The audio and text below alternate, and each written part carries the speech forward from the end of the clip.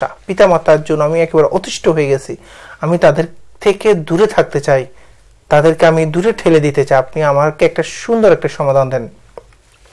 তখন ওই আলেমটা বলে, যাও আপনি কি করবেন, অমুক দিন একটা ফিক্সড ডেটে আপনি আমার জন্য একটা ইট নিয়ে আসবেন, কিছু রশি নিয়ে আসবেন, এরপর আমি আপনাকে একটা কাজ দিব, ও কাজটা যদি আপনি কমপ্লিট করতে পারেন আপনার পিতামাতা আমার সাথে থাকবে, আপনাকে আর তাদের জন্য কোনো প্রকার পরিশ্রম করতে হবে না। তখন ওই ব্যক্তিটা তো মহা খুশি, ওই দিনের জন্য অপেক্ষা করতেছেন। ওই দিন আসার সাথে সাথে তিনি কি করলেন, একটা ইট নিয়ে আসলেন এবং কিছু রশি নিয়ে তিনি কি করলেন যে ওই আলেমের কাছে গেলেন। আলেমের কাছে যাওয়ার পর ওই ব্যক্তিটা যখন অনেক মহা খুশি যে তার পিতামাতা আজকে থেকে তার কাছে আর আসবে না, তখন ওই আলেমটা তার পিতামাতাকে ওই আলেমের কাছে রেখে দিয়ে ওই ব্যক্তিটাকে কি করলেন, তার পেটের মধ্যে ওই ইটটা রশি দিয়ে বেঁধে সুন্দর করে যেভাবে থাকা দরকার ওইভাবে উনি কি করলেন, বেঁধে দিলেন একেবারে সুন্দর করে। এরপরে ওই ব্যক্তিটাকে বললেন, যান এই ইটটা আপনি 10 মাস 10 দিন রাখবেন, রাখার পরে আপনার পিতামাতা এখন থেকে আমার কাছে আছে, আর 10 মাস 10 দিন রাখার পরে আপনি একেবারে সম্পূর্ণভাবে ফ্রি, আপনার আর পিতামাতা নিয়ে কখনো টেনশন করতে হবে না। এই অবস্থা দেখে ওই লোকটা তো মহা খুশি, যা একটা বড় বিপদ থেকে রক্ষা হলো, নাউজুবিল্লাহ। তখন তিনি কি করলেন, আজকে ফার্স্ট ডেতে তিনি অনেক মহা খুশি, কোনো টেনশন নেই, 10 মাস 10 দিন তো ওর উপর কেটে যাবে। এরপর সেকেন্ড ডেতে তিনি একটু বিব্রত বোধ করতেছেন, একটা ইট পেটের মধ্যে, তাও আবার একেবারে আটগাট বেঁধে আমার পেটের মধ্যে বসা, 3 কেজি 3.5 কেজি একটা ইট আমার উপর বসা, খাইতে গেলে চড়তে গেলে ঘুম যাইতে গেলে যেভাবে অবস্থায় ওইটা তার থেকে ছুটতেছে না, সে মেন্টালি একটা প্রেশারের মধ্যে পড়ে গেছে। একদিন 2 দিন 3য় দিন সে তার ভুলটা বুঝতে পারলো। তখন সে দৌড়িয়ে এসে ওই আলেমের কাছে গেল, হে হুজুর, হে আলেম, আমার ভুল হয়ে গেছে, এই মা আমাকে অনেক কষ্ট করে 10 মাস 10 দিন পেটে ধরেছে, আর আমি ওই পিতা ওই মাতাকে আমি ঠেলে আমি দুনিয়ার বুকে ফ্রি ভাবে বাঁচতে চাচ্ছি, আসলে এটা কখনোই সম্ভব না, আমার ভুল ভেঙে গেছে, আমার চোখ খুলে গেছে, আপনি আমার পিতা মাতাকে আমার কাছে ফিরিয়ে দেন, আবার আপনার যে কাজটা ওইটা আমার দ্বারা আর সম্ভব হচ্ছে না। আল্লাহু আকবার। এইভাবে আমরা আমাদের ভুলটা ভাঙবে, কিন্তু যখন ভাঙবে তখন হয়তো দেখা গেল কি আমাদের এই চোখের পানি ছাড়া আর কোনো কিছুই আমাদের চোখে জুড়বে না। এই জন্য আসলে আমরা সময় থাকতে আমরা সময়টাকে বুঝি, যদি সময় চলে যায় আমাদের দ্বারা কোনো কিছুই সম্ভব হবে না। আমরা যখন অবুঝ ছিলাম আমরা বিছানায় প্রস্রাব করে দিতাম, কিন্তু মা আমাদের সাথে কখনোই যে কেন এরকম করছিস এরকম কিছুই করতো না, তিনি একেবারে সানন্দে প্রস্রাবগুলো ফ্রেশ করতেন। যখন শীতের সময় প্রস্রাব করে দিতেন আমরা সবাই যখন ছোট অবস্থায়, তখন কি করতেন, তিনি ওই প্রস্রাবের মধ্যে শুয়ে আপনাকে শুকনো একটা জায়গায় আপনাকে রাখতেন। আর এই মার সাথে আমরা কি করি, নাউজুবিল্লাহ, আল্লাহু আকবার, এই পিতা এই মাতার সাথে আমরা সব সময় প্রত্যেকটা সেকেন্ড প্রতিনিয়ত আমরা যখন প্রাপ্তবয়স্ক হয়ে যাই তাদেরকে পারি না ঘর থেকে বের করে দেওয়ার জন্য, আমাদেরকে চেঞ্জ হতে হবে, পরিবর্তন হতে হবে। আমরা যদি এইরকম পরিবর্তন না হই, একদিন মনে রাখতে হবে যে আমাদেরকে একদিন পিতা হতে হবে। আমাদের জন্য তারা কি না করতেছে, দুনিয়ার বুকে এমন কোনো কষ্ট স্বীকার তারা করবেন না যে সন্তানের জন্য, আল্লাহু আকবার, এমন কোনো কষ্টই নেই। তারা যদি চান কোনো ব্যক্তি যে আমার মা অথবা পিতা যে কোনো একজনকে বলা হয় যে আপনি আপনার সন্তানকে বাঁচাতে হলে আপনাকে জীবন দিয়ে দিতে হবে, পিতামাতা সেটা করবে। এখন আপনি বলেন আপনি আপনার জীবনটা দিতে পারবেন? আপনি যদি না দিতে পারেন তাহলে আপনি আপনার পিতামাতা সবসময় আপনার জন্য এরকম জীবন দিয়ে দিতে প্রস্তুত, আর আপনি কি পিতামাতাকে ছেড়ে শুধু একেবারে একান্নবর্তী পরিবার, আপনি আপনার বউ বাচ্চা কাচ্চা ছাড়া, আপনি যে বউ বাচ্চা কাচ্চাকে নিয়ে আপনি সুখে আছেন, কালকেই তো আপনি বুড়ো হয়ে গেলে সে বাচ্চা কাচ্চাও তো আপনাকে এভাবে ঠেলে দিবে। এই জন্য আমাদেরকে বউ বাচ্চা কাচ্চা নিয়ে থাকেন, কোনো সমস্যা নেই, আপনি আপনার সন্তানকে নিয়ে থাকেন, কিন্তু পিতামাতাকে ঠেলে আমরা পিতামাতাকে ছেড়ে কখনো একা হয়ে ফ্রি ভাবে বাঁচার জন্য আমরা চাইবো না। যদি আমরা এই কাজটা করতে হয়, আমরা যদি এই কাজটা করি, মনে রাখবেন আমার সন্তানও আমার জন্য অপেক্ষা করতেছে, তারও আমাকে কি করবে, আমাকে ওই এরকম তারাও তাদের সন্তান সন্ততি তাদের বউ বাচ্চা নিয়ে একা হয়ে যাইতে চাইবে। এজন্য আমরা আমাদের যদি নিজেদের ভালোর জন্য, আমাদের আল্লাহর পক্ষ থেকে পাওয়ার জন্য, সন্তানের দুনিয়ার বুকে এবং আখিরাতের বুকে পাওয়ার জন্য আমাদেরকে কি করতে হবে? পরিবর্তন হইতে হবে। যদি এই কাজটা না করি তাহলে আমাদের জন্য অবাধারিত, আমাদের জন্য আল্লাহ পাকের, আল্লাহ রাসূলের লানত। এজন্য আমরা পরিবর্তন হইতে হবে। এক সন্তান সে কি করতো যে তার বউর কথা এত শুনতো নাউজুবিল্লাহ, বউর কথা ছাড়া সে টয়লেটে পর্যন্ত যাইতো না। সে সবসময় শুধু পিতা মাতা সবাইকে ছেড়ে সে শুধু বউয়ের কথা, সে বউয়ের কথা ধরে তার মাটাকে কি করলো? একদিন বনবাসে দিয়ে আসলো, এমন একটা জায়গায় দিয়ে আসলো যেখান থেকে তার ওই মাটা আর যেন না ফিরে আসতে পারে। এভাবে সে ওই প্রচেষ্টা করলো, এমন একটি দুর্গম জায়গায় তার মাটাকে রেখে আসলো। শুধু সে তার বউ আর তার নিজস্ব সংসার নিয়ে সে বাঁচবে, তার পিতা মাতাকে ঠেলে সবাইকে নিয়ে সে শুধু একান্নব অবস্থায়, তার পিতা মাতা সব বাদ এরকম। তখন বনবাসে দিয়ে আসলো তার মাটাকে। তারপরে সে এরপরও তার বউর কথা সে উঠতেছে বসতেছে। তার একদিন বউ কি করলো যে না, তার মায়ের কলিজা খাবে। হলো একবার নাউজুবিল্লাহ। তখন যে তার মায়ের কলিজা খাওয়ার জন্য সে যে এরকম উদ্গ্রীব হয়ে আছে, তখন স্বামী তো মহা বিপদে। কি একে তো মা ওই বইয়ের কথা ধরে মাটাকে কি রাখলো? বনবাসে দিয়ে আসলো, এমন একটা জায়গায় দিয়ে আসলো যেখান থেকে আবার ফিরে আসা তো সম্ভব না। সে আবার ওখানে কিভাবে যাবে সেটা নিয়ে টেনশন, কিন্তু বইয়ে বলছে তাকে অবশ্যই এনে দিতে হবে। তখন সে একবারে মাঠ ঘাট বেঁধে ওই জায়গায় গিয়ে মাটাকে মেরে ওই মায়ের কলিজাটাকে নিয়ে বইয়ের জন্য নিয়ে আসতেছে। এমন দুর্গম জায়গায় অনেক কষ্ট করে গেছে, আবার কলিজাটাকে নিয়ে যখন আসতেছে, এমন সময় ওই সন্তানটা, ওই বইয়ের জামাইটা সে কি করলো? হঠাৎ করে পড়ে গেল। আল্লাহর কুদরতে মাটার কলিজার মুখটা আল্লাহ পাক খুলে দিলেন।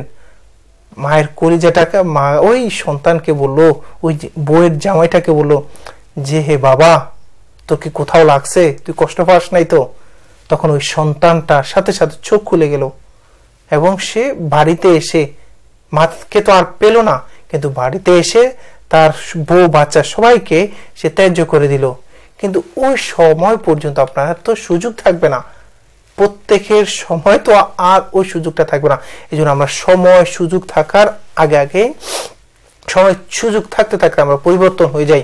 এখানে আল্লাহ পাক উফ শব্দটি ব্যবহার করেছেন যে আপনি তাদের সাথে উফ শব্দ, এই শব্দটা আপনি ব্যবহার করতে পারবেন না। এখানে বলা হচ্ছে যে যদি উফ ছাড়া আর কোন একটি সহজ শব্দ থাকতো, আরো যে একটি ছোট শব্দ থাকতো, এটিও আল্লাহ পাক ব্যবহার করতে দ্বিধা করতেন না। এর থেকেও ছোট একটা শব্দ যদি থাকতো, আল্লাহ পাক ওখানে ওই জিনিসটা ব্যবহার করতেন। দেখেন আমরা কি করতেছি, আমরা পিতা মাতার সাথে পারি না যে তাদেরকে মানে যত প্রকার দুর্ব্যবহার করার জন্য আমরা এটা করতেছি।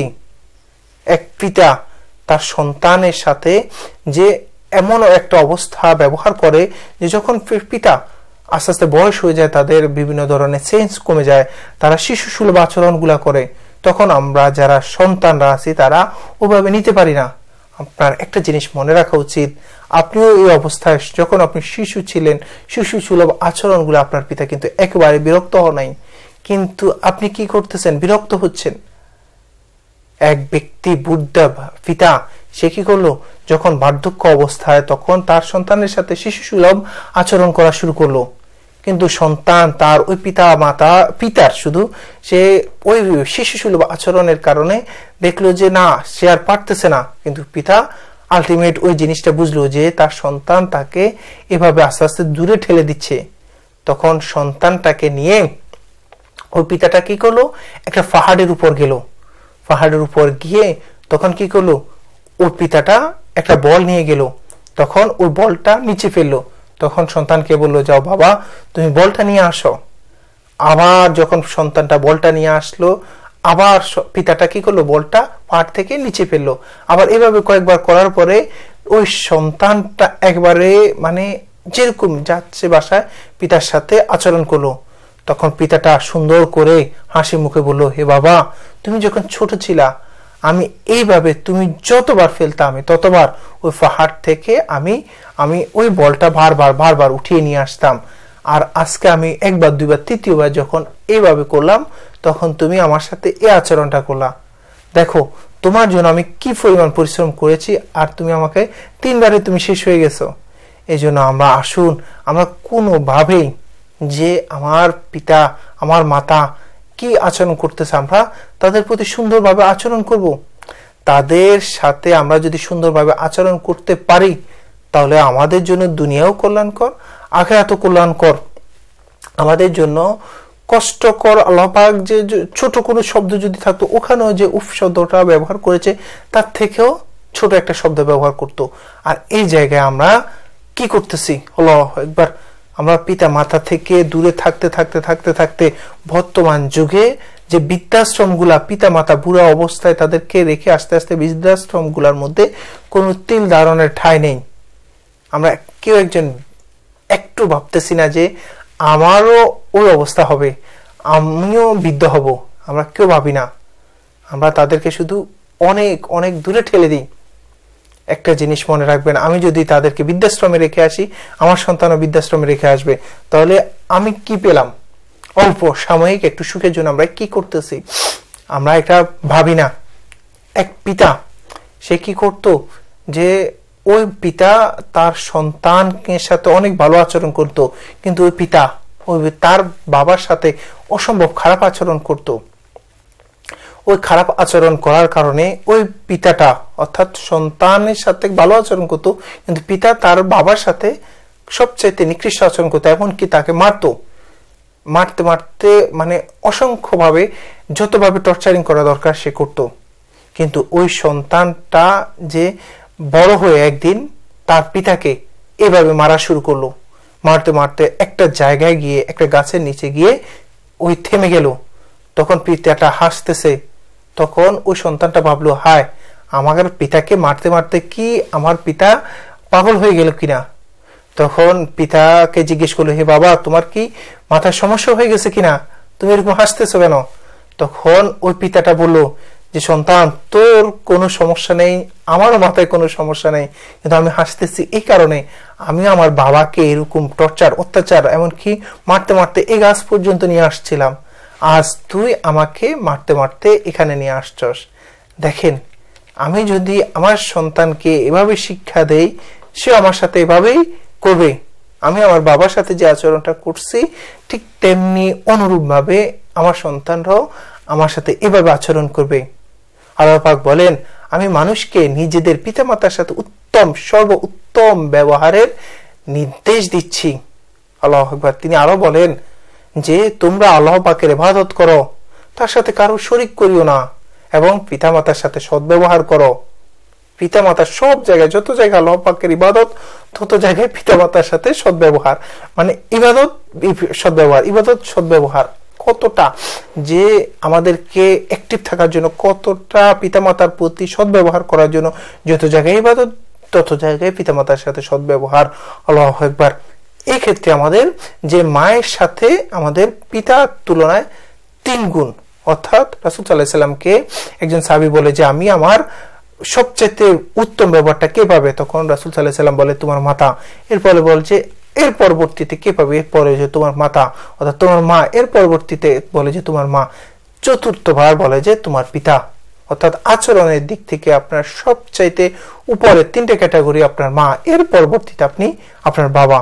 হ্যাঁ, এই জন্য আপনি আপনার বাবার সাথে খারাপ ভাবে ওটা না, আপনার সবচাইতে উত্তম ব্যবহার পাবে, সবচাইতে বেশি বেশি বেশি 3 গুণ পাবে আপনার মা। অর্থাৎ 1 নাম্বার 2 নাম্বার 3 নাম্বার পুরস্কার হবে আপনার মায়ের, 4 নাম্বার অর্থাৎ সন্তানা পুরস্কার নিয়ে আপনার পিতা সন্তুষ্ট থাকতে হবে। এই জন্য আমরা আসুন প্রত্যেকের সাথে ভালো ব্যবহার করব। একদিন ইয়েমেন থেকে এক হাজি তিনি কি করলেন, তার মাকে কাঁধে নিয়ে ইয়েমেন থেকে হজ করে এবং ঘুরে তাওয়াফ করে সমস্ত হজের কার্যক্রমগুলা সম্পূর্ণ করে তারপর রাসূলের দরবারে, ইয়া রাসূলুল্লাহ আমি আমার মাটাকে নিয়ে শুধু ইয়েমেন থেকে নিয়ে আসছি হজ করার জন্য, এবং আমার কাঁধে ভর করে সমস্ত তাওয়াফ এবং হজের আনুষঙ্গিক সমস্ত রুলসগুলা ফলো করে আমার মাকে কাঁধে নিয়ে সমস্ত রুলসগুলা ফলো করছে। আমি তো মনে হয় আমার মায়ের দুধে বুকের দুধের যেটি আছে যে দুধের হক সেটি আমি মনে হয় আদায় করতে পেরেছি। তখন রাসূল সাল্লাল্লাহু আলাইহি সাল্লাম বলে, তোমার মায়ের সম্পূর্ণ দুধের হক তো দূরে থাক, তুমি এক ফোঁটা দুধের হকও আদায় করতে পারো নাই। কত বড় কথা! আল্লাহু আকবার। আজকে আমরা একটু করে শেষ হাঁপিয়ে যাই।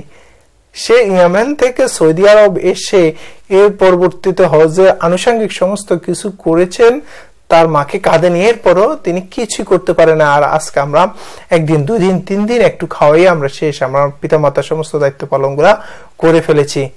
এই জন্য আমাদেরকে একটু বুঝতে হবে। রাসূল সাল্লাল্লাহু আলাইহি সাল্লাম বলেন যে তোমরা যদি রিজিকটা বৃদ্ধি করতে চাও, হায়াত বৃদ্ধি পেতে চাও, তোমাদের সম্মানটা তোমরা চাও যে তোমাদের বৃদ্ধি হোক, তাহলে তোমরা কি করবা? পিতা মাতার সাথে সদ্ব্যবহার করবা, পিতা মাতার সেবা করবা। তোমাদের হায়াত, তোমাদের রিজিক, তোমাদের সম্মান অটোমেটিক বৃদ্ধি পাবে। আর তোমরা যদি এর ব্যতিক্রম করো, এটির বিপরীত হয়ে যাবে। তোমার রিজিকটা কমে যাবে, তোমার হায়াতটা কমে যাবে, তোমাদের সম্মান আস্তে আস্তে কমতে থাকবে। আমরা যদি রিজিক, হায়াত, সম্মান বৃদ্ধি পেতে চাই, অবশ্যই আমাদেরকে পিতামাতার সাথে সদ্ব্যবহার করতেই হবে। এক লোক রাসূল সাল্লাল্লাহু আলাইহি সাল্লামের কাছে এসে জিহাদে যাওয়ার জন্য অনুমতি চাইলেন। রাসূল সাল্লাল্লাহু আলাইহি সাল্লাম বলেন যে তোমার পিতামাতা কেউ কি জীবিত আছে? সে ব্যক্তি বলে যে জি হ্যাঁ। তখন রাসূল সাল্লাল্লাহু আলাইহি সাল্লাম বলেন, তাদের সেবা করো, তুমি তাদের সেবা করো। তারপর তুমি যদি তাদের সেবা করতে পারো, তাহলে কি হলো? তুমি স্বয়ং জিহাদে গেলে যে সওয়াব, সে সওয়াব তোমার আমলনামায় লিখে দিবেন। আল্লাহু আকবার। যে পিতামাতা বার্ধক্য অবস্থায় যদি তাদের সেবা যত্ন করেন না, সবসময় সেবা যত্ন করেন, জিহাদে গিয়ে আপনি জিহাদ করলে, শত্রু কাফেরদের বিপক্ষে জিহাদ করলে যে সওয়াব, ওই শ্রেষ্ঠ সওয়াবটা আপনার আমলনামায় লিখে দিবেন আল্লাহ পাক। আল্লাহর কাছে কোন কিছুরই অভাব নেই। শুধু আপনাকে কি করবেন? ভক্তি সহকারে শুধু মা পিতা মাতার সেবা করবেন। যখন দরকার হয়ে যাবে সেটা আলাদা, কিন্তু আপনি পিতা মাতা স্বয়ং বৃদ্ধ অবস্থায় তাদেরকে রেখে জিহাদে যাওয়ার জন্য ইসলামে অনুমতি দেন নাই। বশির রাদিয়াল্লাহু বলেন যে যে লোক মায়ের কাছে অবস্থান করে তার নির্দেশ মতো ওই ধরনের কাজগুলা করে, তখন কি হইল? সে তরবারি নিয়ে আল্লাহর রাস্তায় জিহাদকারীর চেয়ে শ্রেষ্ঠ একটি মর্তবা আল্লাহ পাক তাকে দিয়ে দিবেন। আল্লাহু আকবার। কত বড় কথা! রাসূল সাল্লাল্লাহু আলাইহি সাল্লাম বলেন, পিতা মাতার অবাধ্য সন্তান, খোটা দানকারী এবং মদখোর জান্নাতে প্রবেশ করবে না। যে পিতা মাতার অবাধ্য সন্তান, মদখোর এবং যে খোটা দানকারী, তারা কখনোই জান্নাতে প্রবেশ করবে না। এটি বুখারী এবং মুসলিম শরীফে আসছে। কত বড় কথা! আমরা আজকাল কি করি? অবাধ্য তো দূরে থাক, অবাধ্য যদি আরো কিছু থাকে নিচের দিকে, সেটা আমরা করি। রাসূল সাল্লাল্লাহু আলাইহি সাল্লাম বলেন, পিতা মাতার সন্তুষ্টিতে আল্লাহ সন্তুষ্টি, পিতা মাতার অসন্তুষ্টিতে আল্লাহ অসন্তুষ্টি। রাসূল সাল্লাল্লাহু আলাইহি সাল্লাম বলেন যে সবচাইতে বড় কবিরা গুনাহ হচ্ছে যে কি? যে আল্লাহর সাথে শরীক করা। এর পরবর্তী যে গুনাহটা হচ্ছে, সেটি হচ্ছে আপনি পিতা মাতার অবাধ্য হওয়া। সবচাইতে শ্রেষ্ঠ কবিরা গুনাহ, এর উপর আর কোনো গুনাহ নাই। পিতা মাতার সাথে আল্লাহর সাথে শরীক করা, এর পরবর্তীতে হচ্ছে আপনার পিতা মাতার সাথে অসৎ ব্যবহার, অবাধ্য হওয়া। এজন্য আমরা আসুন একটু সচেতন হই। রাসূল সাল্লাল্লাহু আলাইহি সাল্লাম আরেকটি হাদিস, পিতা মাতার অবাধ্য সন্তানের প্রতি আল্লাহর অভিশাপ।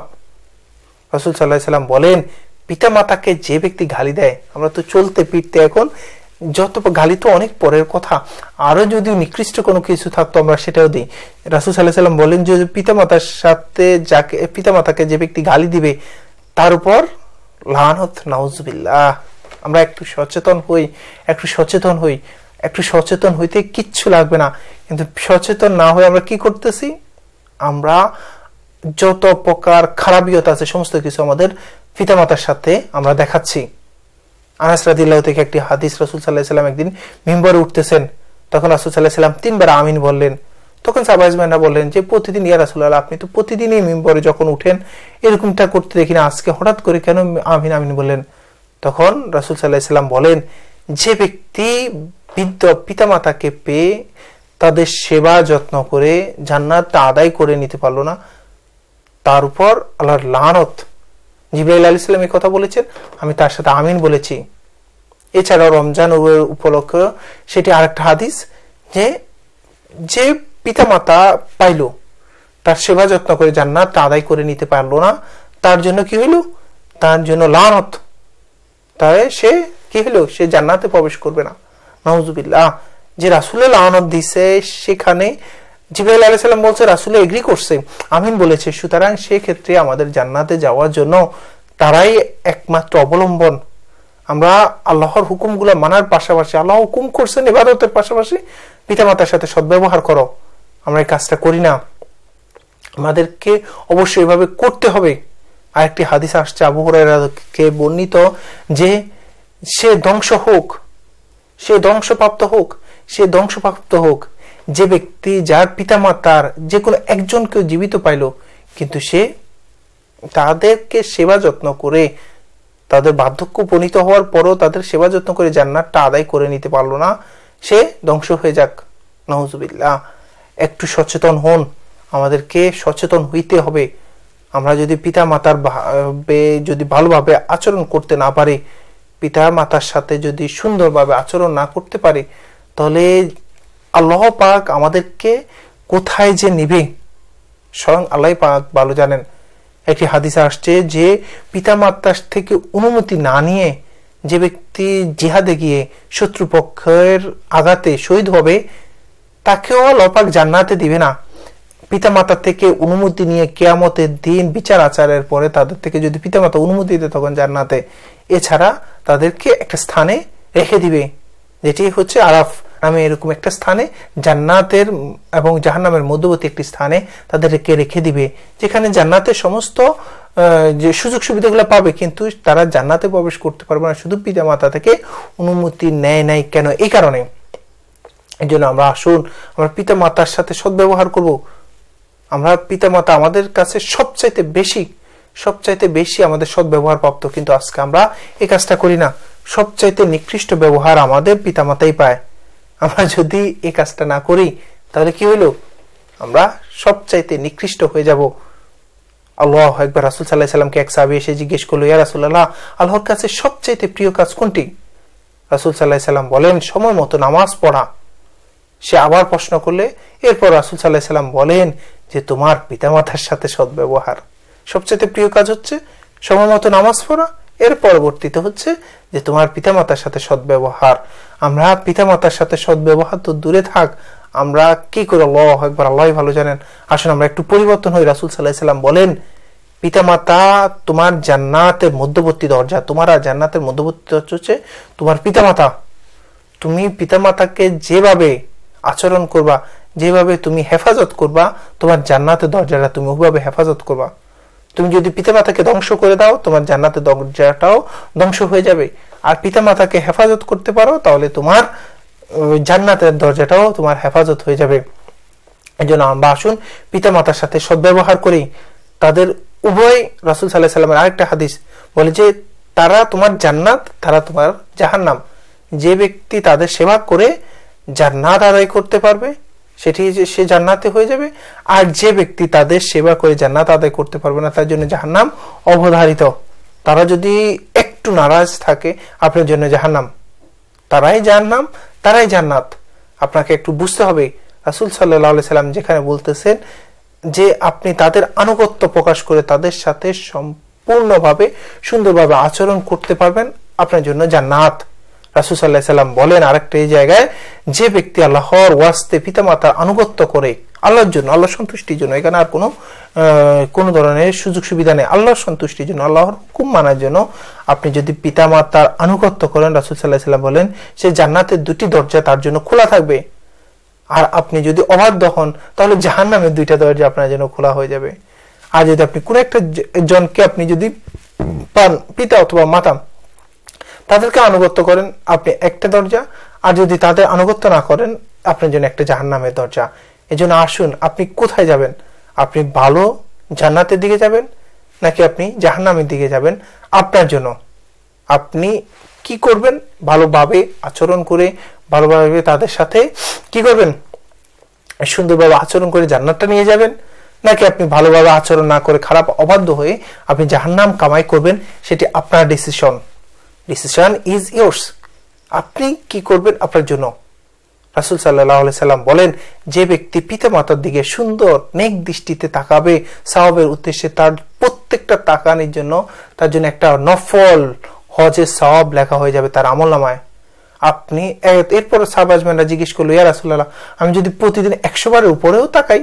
তখন রাসূল সাল্লাল্লাহু আলাইহি সাল্লাম বলেন যে আল্লাহর নেকের ভান্ডারের কোনো কমতি নেই। তুমি যদি 100 বার অধিকও তাকাও নেক দৃষ্টিতে, তোমার আমলনামায় 100 বারের অধিক হজ, 100 বার দৈনিক প্রতিদিন 100 বার অধিক হজের সব তোমার আমলনামায় লেখা হয়ে যাবে। পিতামাতার সাথে সৎ ব্যবহার করলে আপনি প্রতিদিন, আপনি যদি কখনো হজ করতে জানো, হজের বাইরে আপনি যদি কখনো হজ করতে জানো, বছরে আপনি একবার হজ করতে পারবেন।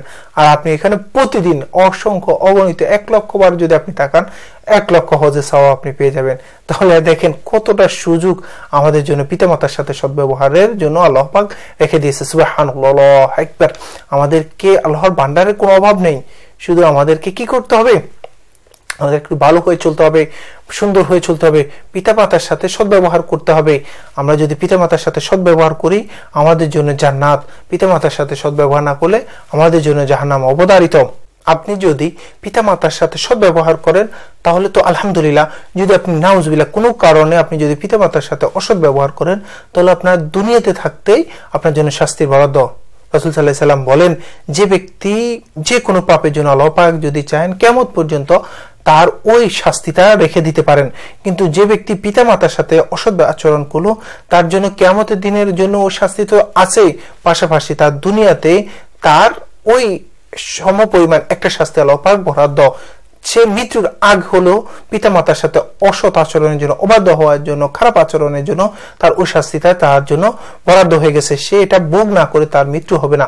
এই জন্য আমাদেরকে অবশ্যই পিতামাতার সাথে সদ্ব্যবহার করতে হবে। পিতামাতার সাথে সদ্ব্যবহার, আপনি মুসলমান হওয়া এটা জরুরি নয়। পিতামাতা যদি মুশরিক হয় বা যে কোনো হয়, তাকে আপনি সদ্ব্যবহার, তার আপনার থেকে সে প্রাপ্যই। রাসূল সাল্লাল্লাহু আলাইহি সাল্লাম কাছে, রাসূল সাল্লাল্লাহু আলাইহি সাল্লামের দরবারে একদিন হযরত আসমা রাদিয়াল্লাহু এসে বলে, ইয়া রাসূলুল্লাহ, আমার মা তো মুশরিকা, আমি কি তাকে তার সাথে আমি ভালো আচরণ করব বা তার সেবা যত্ন করতে পারবো? তখন রাসূল সাল্লাল্লাহু আলাইহি সাল্লাম বলে, তোমার পিতা মাতা যেই হোক, তুমি তাকে অবশ্যই, সে মুশরিকা হলো, তার সেবা যত্ন তুমি করতে পারো। তবে হ্যাঁ, ইসলামিক আইনের দিক থেকে তার অবাধ্য হলে, তোমার সে যদি অবাধ্য হইতে হয় বলে তাহলে তুমি সেটা শুনবে না। তবে ইসলামিক আইনের বিরুদ্ধে তার সেবা যত্ন করা, তার সমস্ত যা কিছু দরকার সেটি তুমি অবশ্যই আদায় করতে হবে। এই জন্য এখানে মুশরিক বলেন বা যে কোনো কিছু বলেন, আপনি সেক্ষেত্রে পিতা মাতার ক্ষেত্রে আপনার এখানে ধরা বাধা নাই যে সেকে মুসলমান হইতে হবে, তাকে অবশ্যই অবশ্যই আল্লাহওয়ালা, আল্লাহ বিরু হইতে হবে। সেক্ষেত্রে আপনাকে এই ধরনের কোনো ধরা বাধা নাই। সে যদি মুসলমান হয় আলহামদুলিল্লাহ, মুসলমান না হইলেও আপনাকে তার সেবা যত্ন করতে হবে, তার জন্য দোয়া করতে হবে। হ্যাঁ, সে যদি মুশরিকা হয়, বিধর্মী হয়, তার জন্য মৃত্যুর আগ পর্যন্ত রহমতে দোয়া করতে পারবেন, কিন্তু মৃত্যুর পরবর্তীতে তার জন্য আর রহমতে দোয়া করতে পারবেন না। সেটি আপনার জন্য অবশ্যই, মুমিনের জন্য, মুসলমানের জন্য কোনো কাফের বিধর্মীদের মৃত্যুর পরবর্তীতে দোয়া করা, এটা ইসলামে আল্লাহ পাকের পক্ষ থেকে হুকুম যে এটা আমাদের করতে পারবো না।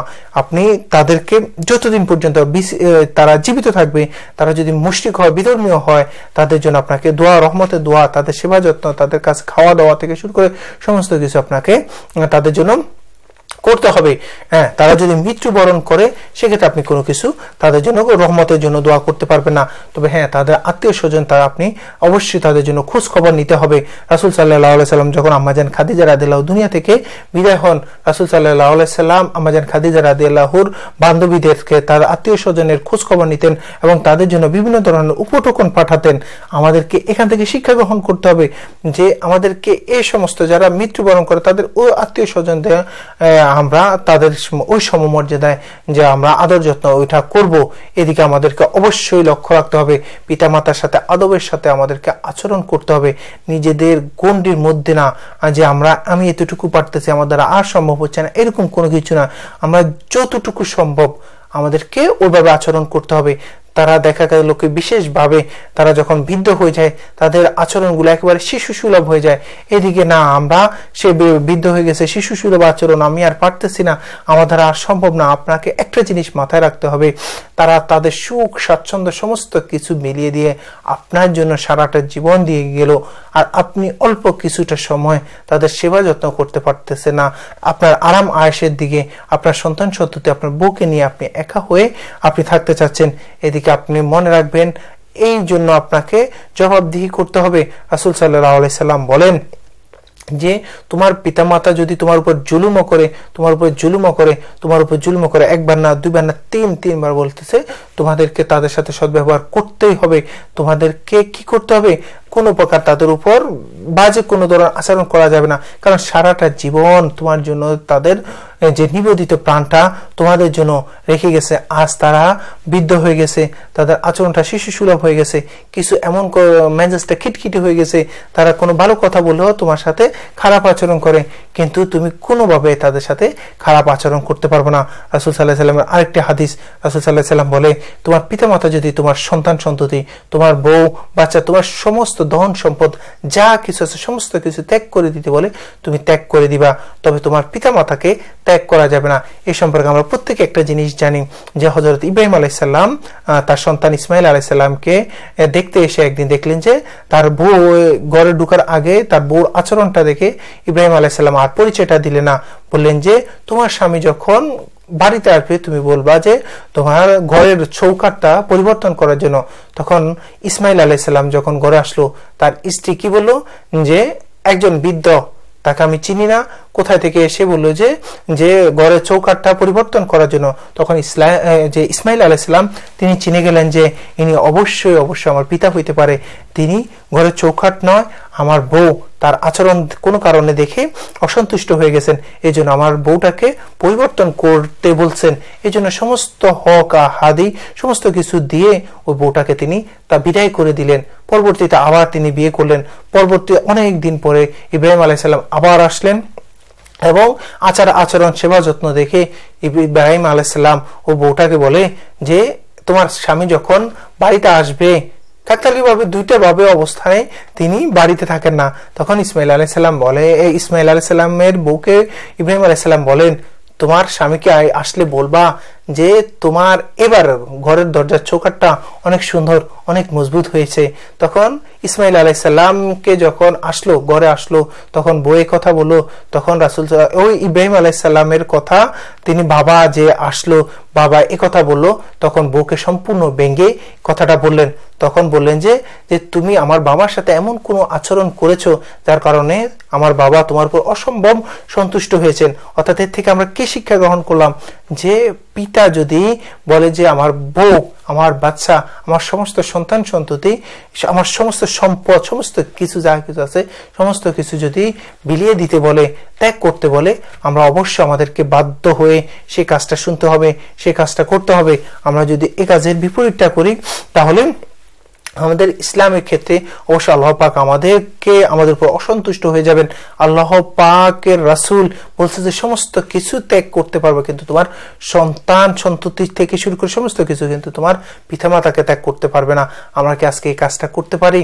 আমরা দেখেন, আমরা স্বল্প কিছু সময়ের বিনিময়ে আমরা আমাদের পিতামাতাকে আস্তে আস্তে ভুলে যেতে চাই। আমরা ভাগ করা শুরু করি, আর আমরা তো 5টা ভাই, আমরা তো 4টা ভাই, আমার ভাই বোন অনেকেই আছে, আমি একা করব কেন? আমার সমস্ত কিছু আমার কি ঠেকা পড়ছে নাকি? আমার কি দরকার? না, আমি করব না। এই জন্য এইভাবে করে করে আমরা ভাগ করা শুরু করি। আমার পিতা, আমার মাতা, আমি যখন ছোট ছিলাম তারা তো ভাগ করে নাই, আমার ভাইরা তো অনেকেই ছিল, তারা যদি তখন বলতো যে আগে আমার ছোট সন্তান, আর অন্যগুলাকে তো আমি দুধ খাওয়াইছি, ফেলেছি, তাদেরকে বড় করেছি, আমি পালবো কেন?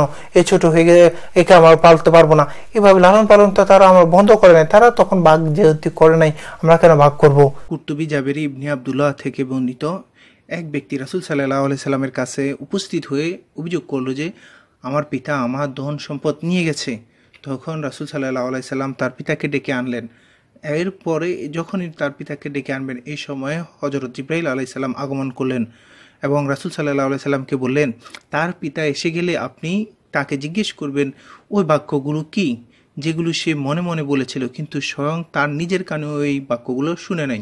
এই বাক্যগুলো আপনি তার পিতাকে জিজ্ঞেস করবেন। যখন লোকটি তার পিতাকে নিয়ে হাজির হলো, তখন রাসূল সাল্লাল্লাহু আলাইহি সাল্লাম বললেন, ব্যাপার কি? আপনার পুত্র আপনার বিরুদ্ধে অভিযোগ করলো কেন? আপনি কি তার আসবাবপত্র ছিনিয়ে নিতে চান?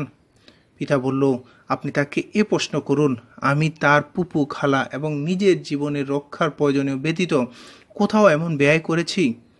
তখন রাসূল সাল্লাল্লাহু আলাইহি সাল্লাম বলেন, ব্যাস, আসল ব্যাপার জানা গেছে, এখন আর কোনো শব্দ শোনার দরকার নাই।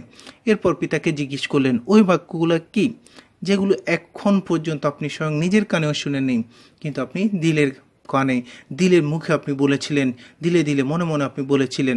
লোকটি আরজ করিলেন, ইয়া রাসূলুল্লাহ, প্রত্যেক ব্যাপারে আল্লাহ তাআলা আপনার প্রতি আমাদের বিশ্বাস এবং ঈমানকে এমনভাবে বৃদ্ধি করে দেন, আল্লাহু আকবার, যে কথা কেউ শুনেনি তা আপনার জানা হয়ে গেছে, এটা একটা মুজিজা। তারপর সে বলল, এটা ঠিক যে আমি মনে মনে কয়েকটি লাইন কবিতা বলেছিলাম যেগুলো আমার কানেও শোনা হয়নি। রাসূল সাল্লাল্লাহু আলাইহি সাল্লাম বলেন, কবিতাগুলো আমাকে শোনান। তখন ওই ব্যক্তিটা ওই কবিতাগুলো রাসূল সাল্লাল্লাহু আলাইহি সাল্লামকে বলে শোনাচ্ছিল। এই কবিতাগুলোর বাংলা অর্থ হচ্ছে এই: আমি তোমাকে শৈশবে খাদ্য দিয়েছি এবং যৌবনেও তোমার দায়িত্ব বহন করেছি। তোমার যাবতীয় খাওয়া পড়া আমার উপার্জন থেকে ছিল। কোনো রাত্রে যখন তুমি অসুস্থ হয়ে পড়ছ, তখন আমি সারা রাত্রে তোমার অসুস্থতার কারণে জেগে কাটিয়েছি, যেন তোমার রোগ আমাকে স্পর্শ করেছে, তোমাকে নয়। ফলে আমি সারা রাত ক্রন্দন করেছি। আমার অন্তর তোমার মৃত্যুর ভয়ে ভীত হতো, অথচ আমি জানতাম যে মৃত্যুর জন্য নির্দিষ্ট দিন রয়ে গেছে, আগে পিছিয়ে হতে পারে না। এরপরও আমি ক্রন্দন করেছি। অতঃপর যখন তুমি ভয়প্রাপ্ত হলে, আমার আকাঙ্ক্ষিত বয়স সীমা পর্যন্ত পৌঁছে গেছে, তখন তুমি কঠোরতা এবং রূঢ় ভাষায় আমার প্রতিদান করে দিয়েছ, যেন তুমি আমার প্রতি অনুগ্রহ এবং কৃপা না করতে। আফসোস, যদি তোমার দ্বারা আমার পিতৃত্বের হক আদায় না হয়, তবে কমপক্ষে ততটুকু করতে যতটুকু একজন ভদ্র প্রতিবেশী করে থাকে। তুমি কমপক্ষে আমার প্রতিবেশীর হক তো দিতে, এবং স্বয়ং আমার অর্থ সম্পদ আমার বেলায় কৃপণতা না করতে। রাসূল সাল্লাল্লাহু আলাইহি সাল্লাম কবিতাগুলা শোনার পর পুত্রের জামার কলার চেপে ধরলেন এবং বললেন, যাও, তুমি এবং তোমার ধন সম্পদ সমস্ত কিছু পিতার। আল্লাহু আকবার। হযরত ইবনে আব্বাস রাদিয়াল্লাহু এর কাছে প্রশ্ন করা হলো, আরাফ কি, যেখানে কারা বাস করবে সেখানে? তিনি বললেন, আরাফ জান্নাত এবং জাহান্নামের মধ্যবর্তী একটি পাহাড়। একে আরাফ নামকরণ করা হয়েছে কারণ এখান থেকে জান্নাত এবং জাহান্নাম দেখা যাবে। এতে ফলবান গাছ, ঝর্ণা সমস্ত কিছু থাকবে। যারা পিতামাতার অনুমতি ব্যতীত জিহাদে গিয়ে শহীদ হয়ে গেছে, তারা সাময়িকভাবে এখানে থাকবে। জিহাদে গিয়ে শহীদ হওয়ার কারণে জাহান্নামেও সে যাবে না, আর পিতামাতার অবাধ্যের কারণে সে জান্নাতেও তার পথটা বন্ধ হয়ে গেছে। তাদের ব্যাপারে আল্লাহ পাক চূড়ান্ত ফয়সালা দিবেন কিয়ামতের দিনের পরে। রাসূল সাল্লাল্লাহু আলাইহি সাল্লাম বলেন, মায়ের পায়ের নিচে সন্তানের বেহেশত। আল্লাহু আকবার, কত বড় কথা যে মায়ের পায়ের নিচে সন্তানের বেহেশত। রাসূল সাল্লাল্লাহু আলাইহি সাল্লাম বলেন, 3 জনের দোয়া অবশ্যই অবশ্যই অবশ্যই কবুল হবে, তাতে কোনো সন্দেহ নেই। এক হচ্ছে মজলুমের দোয়া, 2 হচ্ছে মুসাফিরের দোয়া, এবং 3 নম্বর হচ্ছে পিতামাতার দোয়া। দোয়া পিতামাতা করতে দেরি এখানে কোনোভাবেই সেটি মিস যাবে না। দোয়া হোক বদদোয়া হোক, সমস্ত কিছুই কবুল হয়ে যাবে পিতামাতার। দোয়ার ক্ষেত্রে আমরা প্রত্যেকে কম বেশি অনেকে এই কাহিনীটা আমরা সবাই জানি। মুসা আলাইহিস সালামের সাথে তার কওমের, তার গোত্রের, তার উম্মতের মধ্যে কোন ব্যক্তিটা থাকবে। একদিন মুসা আলাইহিস সালাম জিজ্ঞেস করলো, হে আল্লাহ, আমি যখন জান্নাতে যাব, আমার সাথে কোন ব্যক্তিটা আমার সাথে থাকবে? তখন মুসা আলাইহিস সালাম অনেকবার বলার কারণে তখন রাসূল বলছে, তখন বাধ্য হয়ে আল্লাহ পাক বলেন যে, অমুক গ্রামের অমুক ব্যক্তিটা তোমার সাথে জান্নাতে থাকবে, সে একজন কসাই এবং সে অমুক গ্রামে আছে। তখন মুসা আলাইহিস সালাম চমকে উঠলো যে আমার সাথে কোনো পরেশগার ব্যক্তি, কোনো আলেম ব্যক্তি, কোনো এরকম কিছু থাকবে না, শুধু সে একজন কসাই, সে আমার সাথে থাকবে। এটার কারণটা কি, কি হইতে পারে এই কারণ? তখন মুসা আলাইহিস সালাম তার ঠিকানাটা নিয়ে, আল্লাহ থেকে তার ঠিকানাটা নিয়ে তিনি ওই কসাইয়ের কাছে গেলেন। কসাইকে দূর থেকে যে দেখলেন, তাকে অবলোকন করলেন, দেখলেন যে তিনি বাজারে যাচ্ছেন, এবং বাজারে গিয়ে তার যে মাংস বিক্রি করার জন্য যে সমস্ত মাংস এবং গরু যা কিছু তিনি বিক্রি করেন, তার থেকে তিনি দেখলেন যে গরুটা তিনি কেটে সর্বপ্রথম কলিজা থেকে একেবারে সবচেয়ে সুন্দর একটি অংশ তিনি কেটে তার ব্যাগের মধ্যে রেখে দিলেন। রাখার পরে তিনি সমস্ত বিক্রি সদায় সমস্ত কাজকর্ম সেরে তিনি সরাসরি ওই কলিজার টুকরাটা তিনি তার ব্যাগে করে নিয়ে বাড়িতে চলে আসলেন। এরপর তিনি তার নিজ হাতে ওগুলা ভালো করে সুন্দর করে পাকালেন। পাকানোর পরে তার মায়ের কাছে নিয়ে আসলেন, এবং মা চোখে দেখতে পারে না, ওই মাকে তিনি নিজের হাতে ওই পাকানো গোস্তটা কলিজার টুকরোগুলো খাওয়ালেন।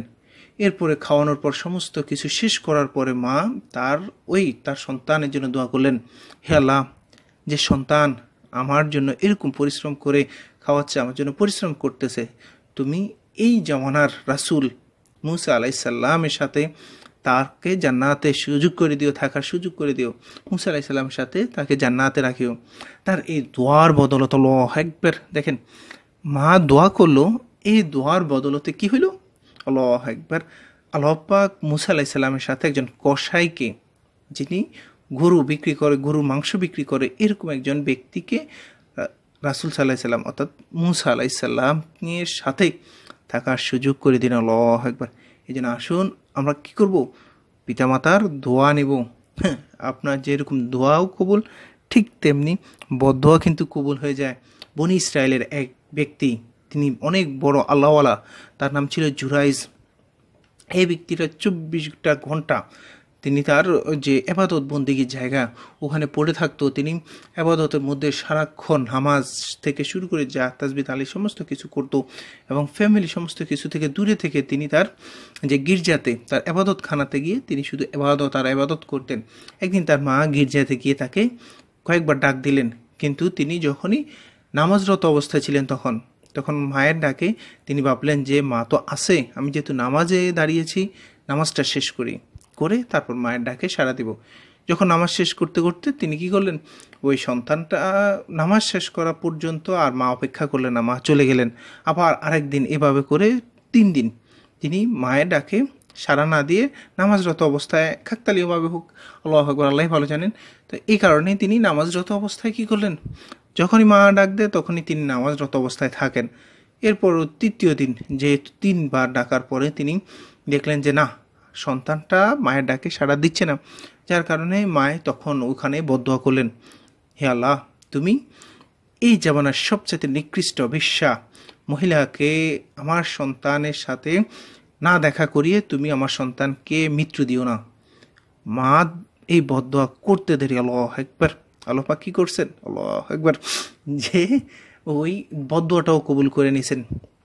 জুরাইজ ব্যক্তি, তিনি অনেক বুজুর্গ আল্লাহওয়ালা ব্যক্তি, কিন্তু মায়ের ওই বদদোয়ার কারণে তাকে ওই জমানার সবচেয়ে খারাপ একজন মহিলার সাথে আল্লাহ পাক এমনভাবে সাক্ষাৎ করানোর। আল্লাহু আকবার। একদিন ওই মহিলা যে বেশ্যা নারীটা, তিনি কি করলেন, যে ওই পাশ দিয়ে তার এবাদতের জায়গা দিয়ে ওখান দিয়ে যাচ্ছিলেন পাহাড়ের উপরে। ওখানে একদিন হঠাৎ যে ওখানে একজন আবার রাখাল থাকতো, রাখাল সারাদিন তিনি কি করতেন, তার বকরি যা আছে পশু পাখি ওগুলা চড়াতেন। চড়ানোর পর সারা রাতে তিনি ওই গির্জাতে আবাদত বন্দিগির জায়গাতে তিনি কি করতেন, রেস্ট করতেন। ওই সময় ওই খারাপ মহিলাটা তিনি কি করলেন, যে যাচ্ছিলেন, যাওয়ার সময় ওই রাখালের সাথে তিনি খারাপ আচরণ করে, খারাপভাবে খারাপ কাজকর্ম করে, আল্লাহু আকবার, যার কারণে ওই খারাপ মহিলার পেটে ওই রাখালের বাচ্চা চলে আসে, যার কারণে ওই রাখালের বাচ্চার মা হয়ে যান ওই খারাপ মহিলাটা, অর্থাৎ ওই বৈশ্যা মহিলাটা।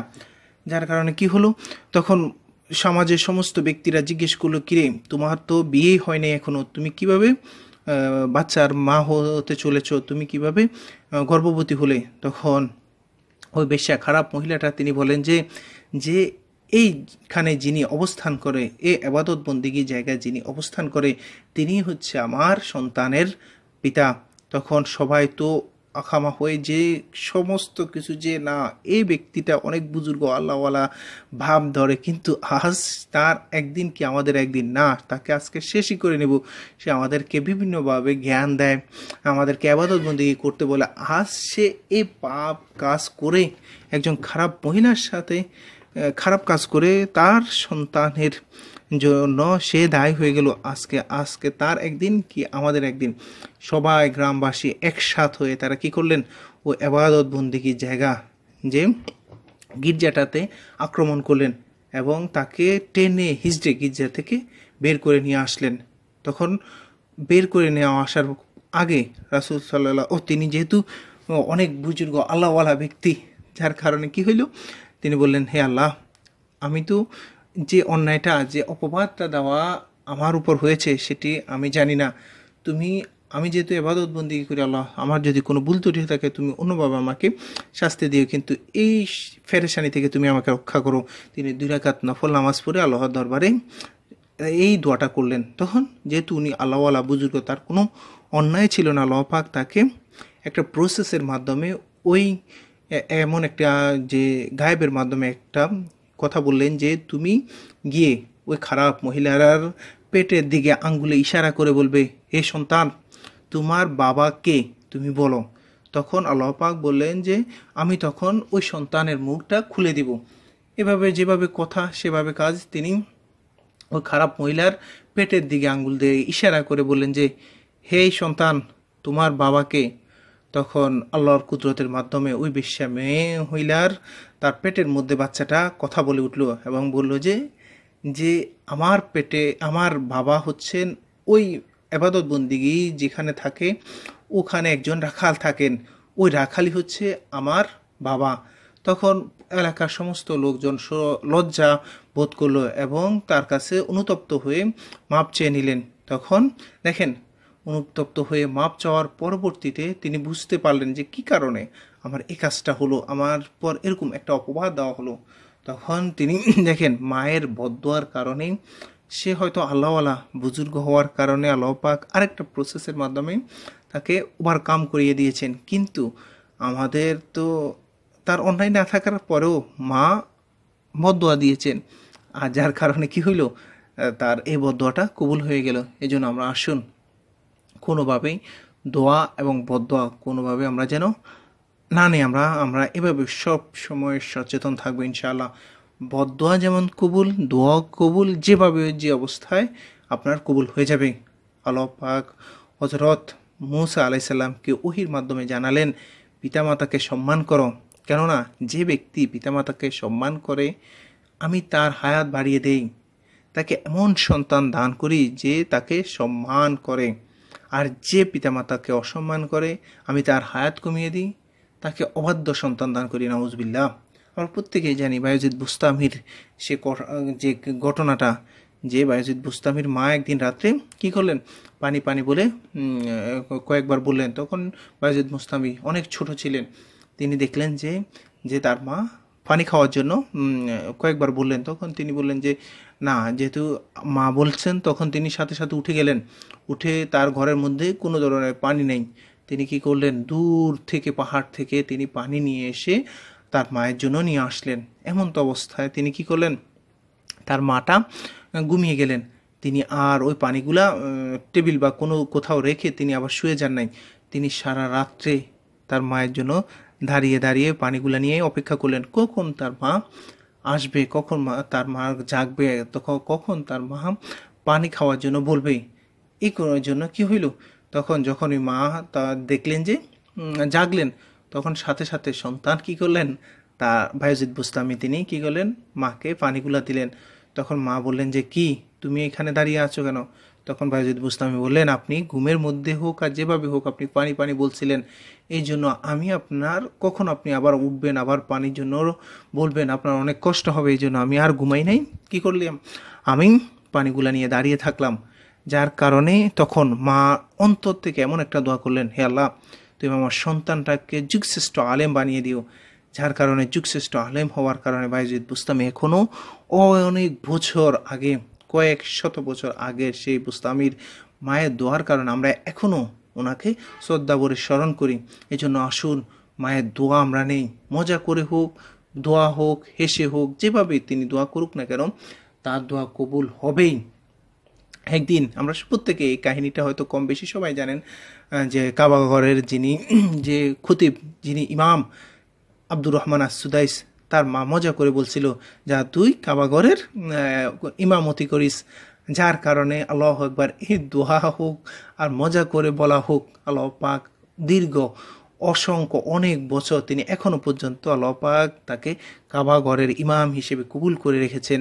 দেখেন, মা বাবা কি করতে হবে না, হাত তুলে দোয়া করতে হবে না, যেভাবেই দোয়া করুক অবশ্যই অবশ্যই দোয়াটা কবুল হবেই।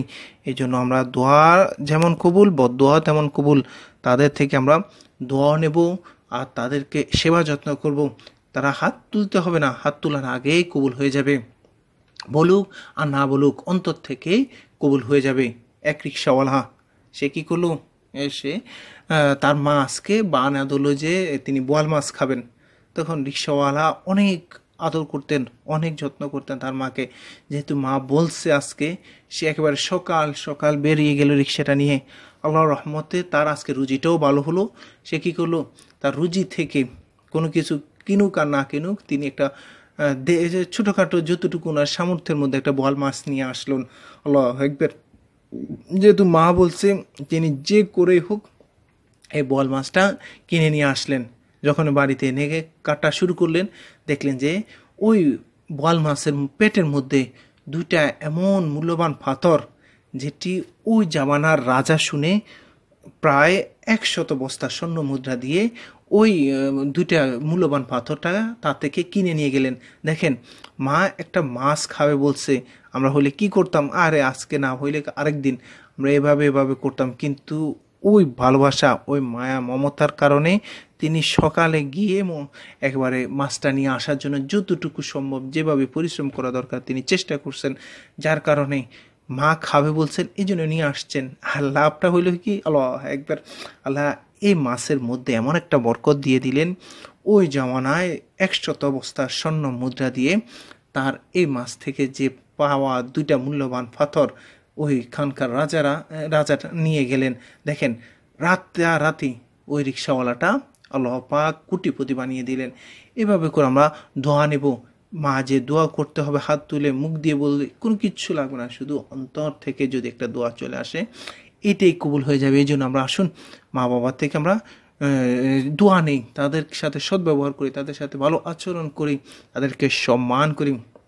হযরত আমর বিন মুররা রাদিয়াল্লাহু থেকে বর্ণিত, এক ব্যক্তি রাসূল সাল্লাল্লাহু আলাইহি সাল্লামের দরবারে এসে বলল, হে আল্লাহ রাসূল সাল্লাল্লাহু আলাইহি সাল্লাম, আমি যদি 5 ওয়াক্ত নামাজ পড়ি, রমজানে রোজা রাখি, যাকাত প্রদান করি এবং হজ করি, তাহলে কি আমি কি পাবো? তিনি বললেন, সঠিকভাবে এগুলো আদায় করলে সে নবীগণ, শহীদগণ, সিদ্দিকগণ, সৎকর্মশালীদের সাথে থাকবে, অর্থাৎ জান্নাতে থাকবে। তবে হ্যাঁ, সে যদি পিতামাতার অবাধ্যচারী হয়, এর প্রতিদান হতে সে বাধা পড়ে যাবে, অর্থাৎ সমস্ত তার জন্য জান্নাত তো নির্দিষ্ট, জান্নাত ওয়াজিব হয়ে গেছে তার জন্য। কিন্তু যেহেতু সে পিতামাতার সাথে সদ্ব্যবহার করে নাই, তার অবাধ্য হয়ে গেছে, তার পিতামাতার সাথে অবাধ্য হওয়ার কারণে জান্নাত এবং তার মাঝখানে একটি পার্টিশন তৈরি হয়ে যাবে, একটি দেয়াল তৈরি হয়ে যাবে। এই জন্য আমরা জান্নাতে যদি যাইতে হয়, পিতামাতার অবশ্যই বাধ্য হতে হবে, তাদের সাথে সদ্ব্যবহার করতে হবে। কারণ আমরা সবসময় বলতেছি যে আল্লাহ পাক যত জায়গায় পবিত্র কোরআনের যত জায়গায় আল্লাহর ইবাদতের কথা বলেছেন, ঠিক তত জায়গায় কিন্তু পিতামাতার সাথে সদ্ব্যবহারের কথা বলেছেন। এই জন্য আসুন আমরা পিতামাতার সাথে সদ্ব্যবহার করি। তারা যদি আপনার প্রতি একটু নাখুশ হয়, শেষ, আপনার দুনিয়া আখিরাত সমস্ত কিছুই শেষ। আমরা প্রত্যেকেই আলকামা কথা আমরা সবাই জানি যে আলকামা রাসূল সাল্লাল্লাহু আলাইহি সাল্লামের অনেক প্রিয় সাহাবী ছিলেন। তিনি রাসূল সাল্লাল্লাহু আলাইহি সাল্লামের পিছনে ইবাদত বন্দেগী, নামাজ থেকে শুরু করে সমস্ত কিছু করেছেন। কিন্তু মৃত্যুর পথযাত্রায় পুত্র যখন হয়ে যাচ্ছে, এই অবস্থায় তার মুখে কালেমা জারি হচ্ছে না, তখন রাসূল সাল্লাল্লাহু আলাইহি সাল্লামকে খবর পাঠালেন তার স্ত্রী, ইয়া রাসূলুল্লাহ, যে আপনার প্রিয় সাহাবী আলকামার কি হচ্ছে, মুখের মধ্যে কালেমা আসতেছে না। তখন রাসূল সাল্লাল্লাহু আলাইহি সাল্লাম সমস্ত কিছু দেখে তিনি ভাবলেন কোন একটা জায়গা হয়তো সমস্যা হবে। তখন তিনি বললেন, তার মা কি বেঁচে আছে, মা বাবা কে বেঁচে আছে? তখন সবাই বলল যে তার মা বেঁচে আছে। তখন বলে যে তোমরা সবাই তার মাকে খবর পাঠাও। তখন রাসূল সাল্লাল্লাহু আলাইহি সাল্লামের কথা শুনে সবাই মাকে খবর পাঠালো, কিন্তু মা কোনোভাবে আসবে না। মা আলকামার উপর অসম্ভবভাবে অসন্তুষ্ট, যার কারণে সে কোনোভাবে আসবে না। তখন রাসূল সাল্লাল্লাহু আলাইহি সাল্লাম বলে, হে মা, আপনি যদি যে কোনো কারণেই হোক আপনি আলকামার উপর অসন্তুষ্ট, আপনি যদি আজকে আলকামাকে ক্ষমা না করেন, তাহলে আপনার এই আলকামা জাহান্নামের আগুনে আবাদুল আবাদ জ্বলতে হবে। তার সমস্ত ইবাদত বন্দেগী, সমস্ত নেক কাজ, সমস্ত কিছু আজকে ধ্বংস হয়ে যাবে, তার মুখে যদি কালেমা জারি না হয়। এই জন্য তখন মা বলে যে, না, আমি আমার এই সন্তান আলকামাকে আমি কখনোই ক্ষমা করব না, কারণ তার এই সুখ স্বাচ্ছন্দ্যের জন্য আমি তার শিশু অবস্থায় তার বাবা মারা গেছে, তাকে আমি মানুষ করার জন্য তাকে আমি দ্বিতীয় বিয়েটা করি নাই।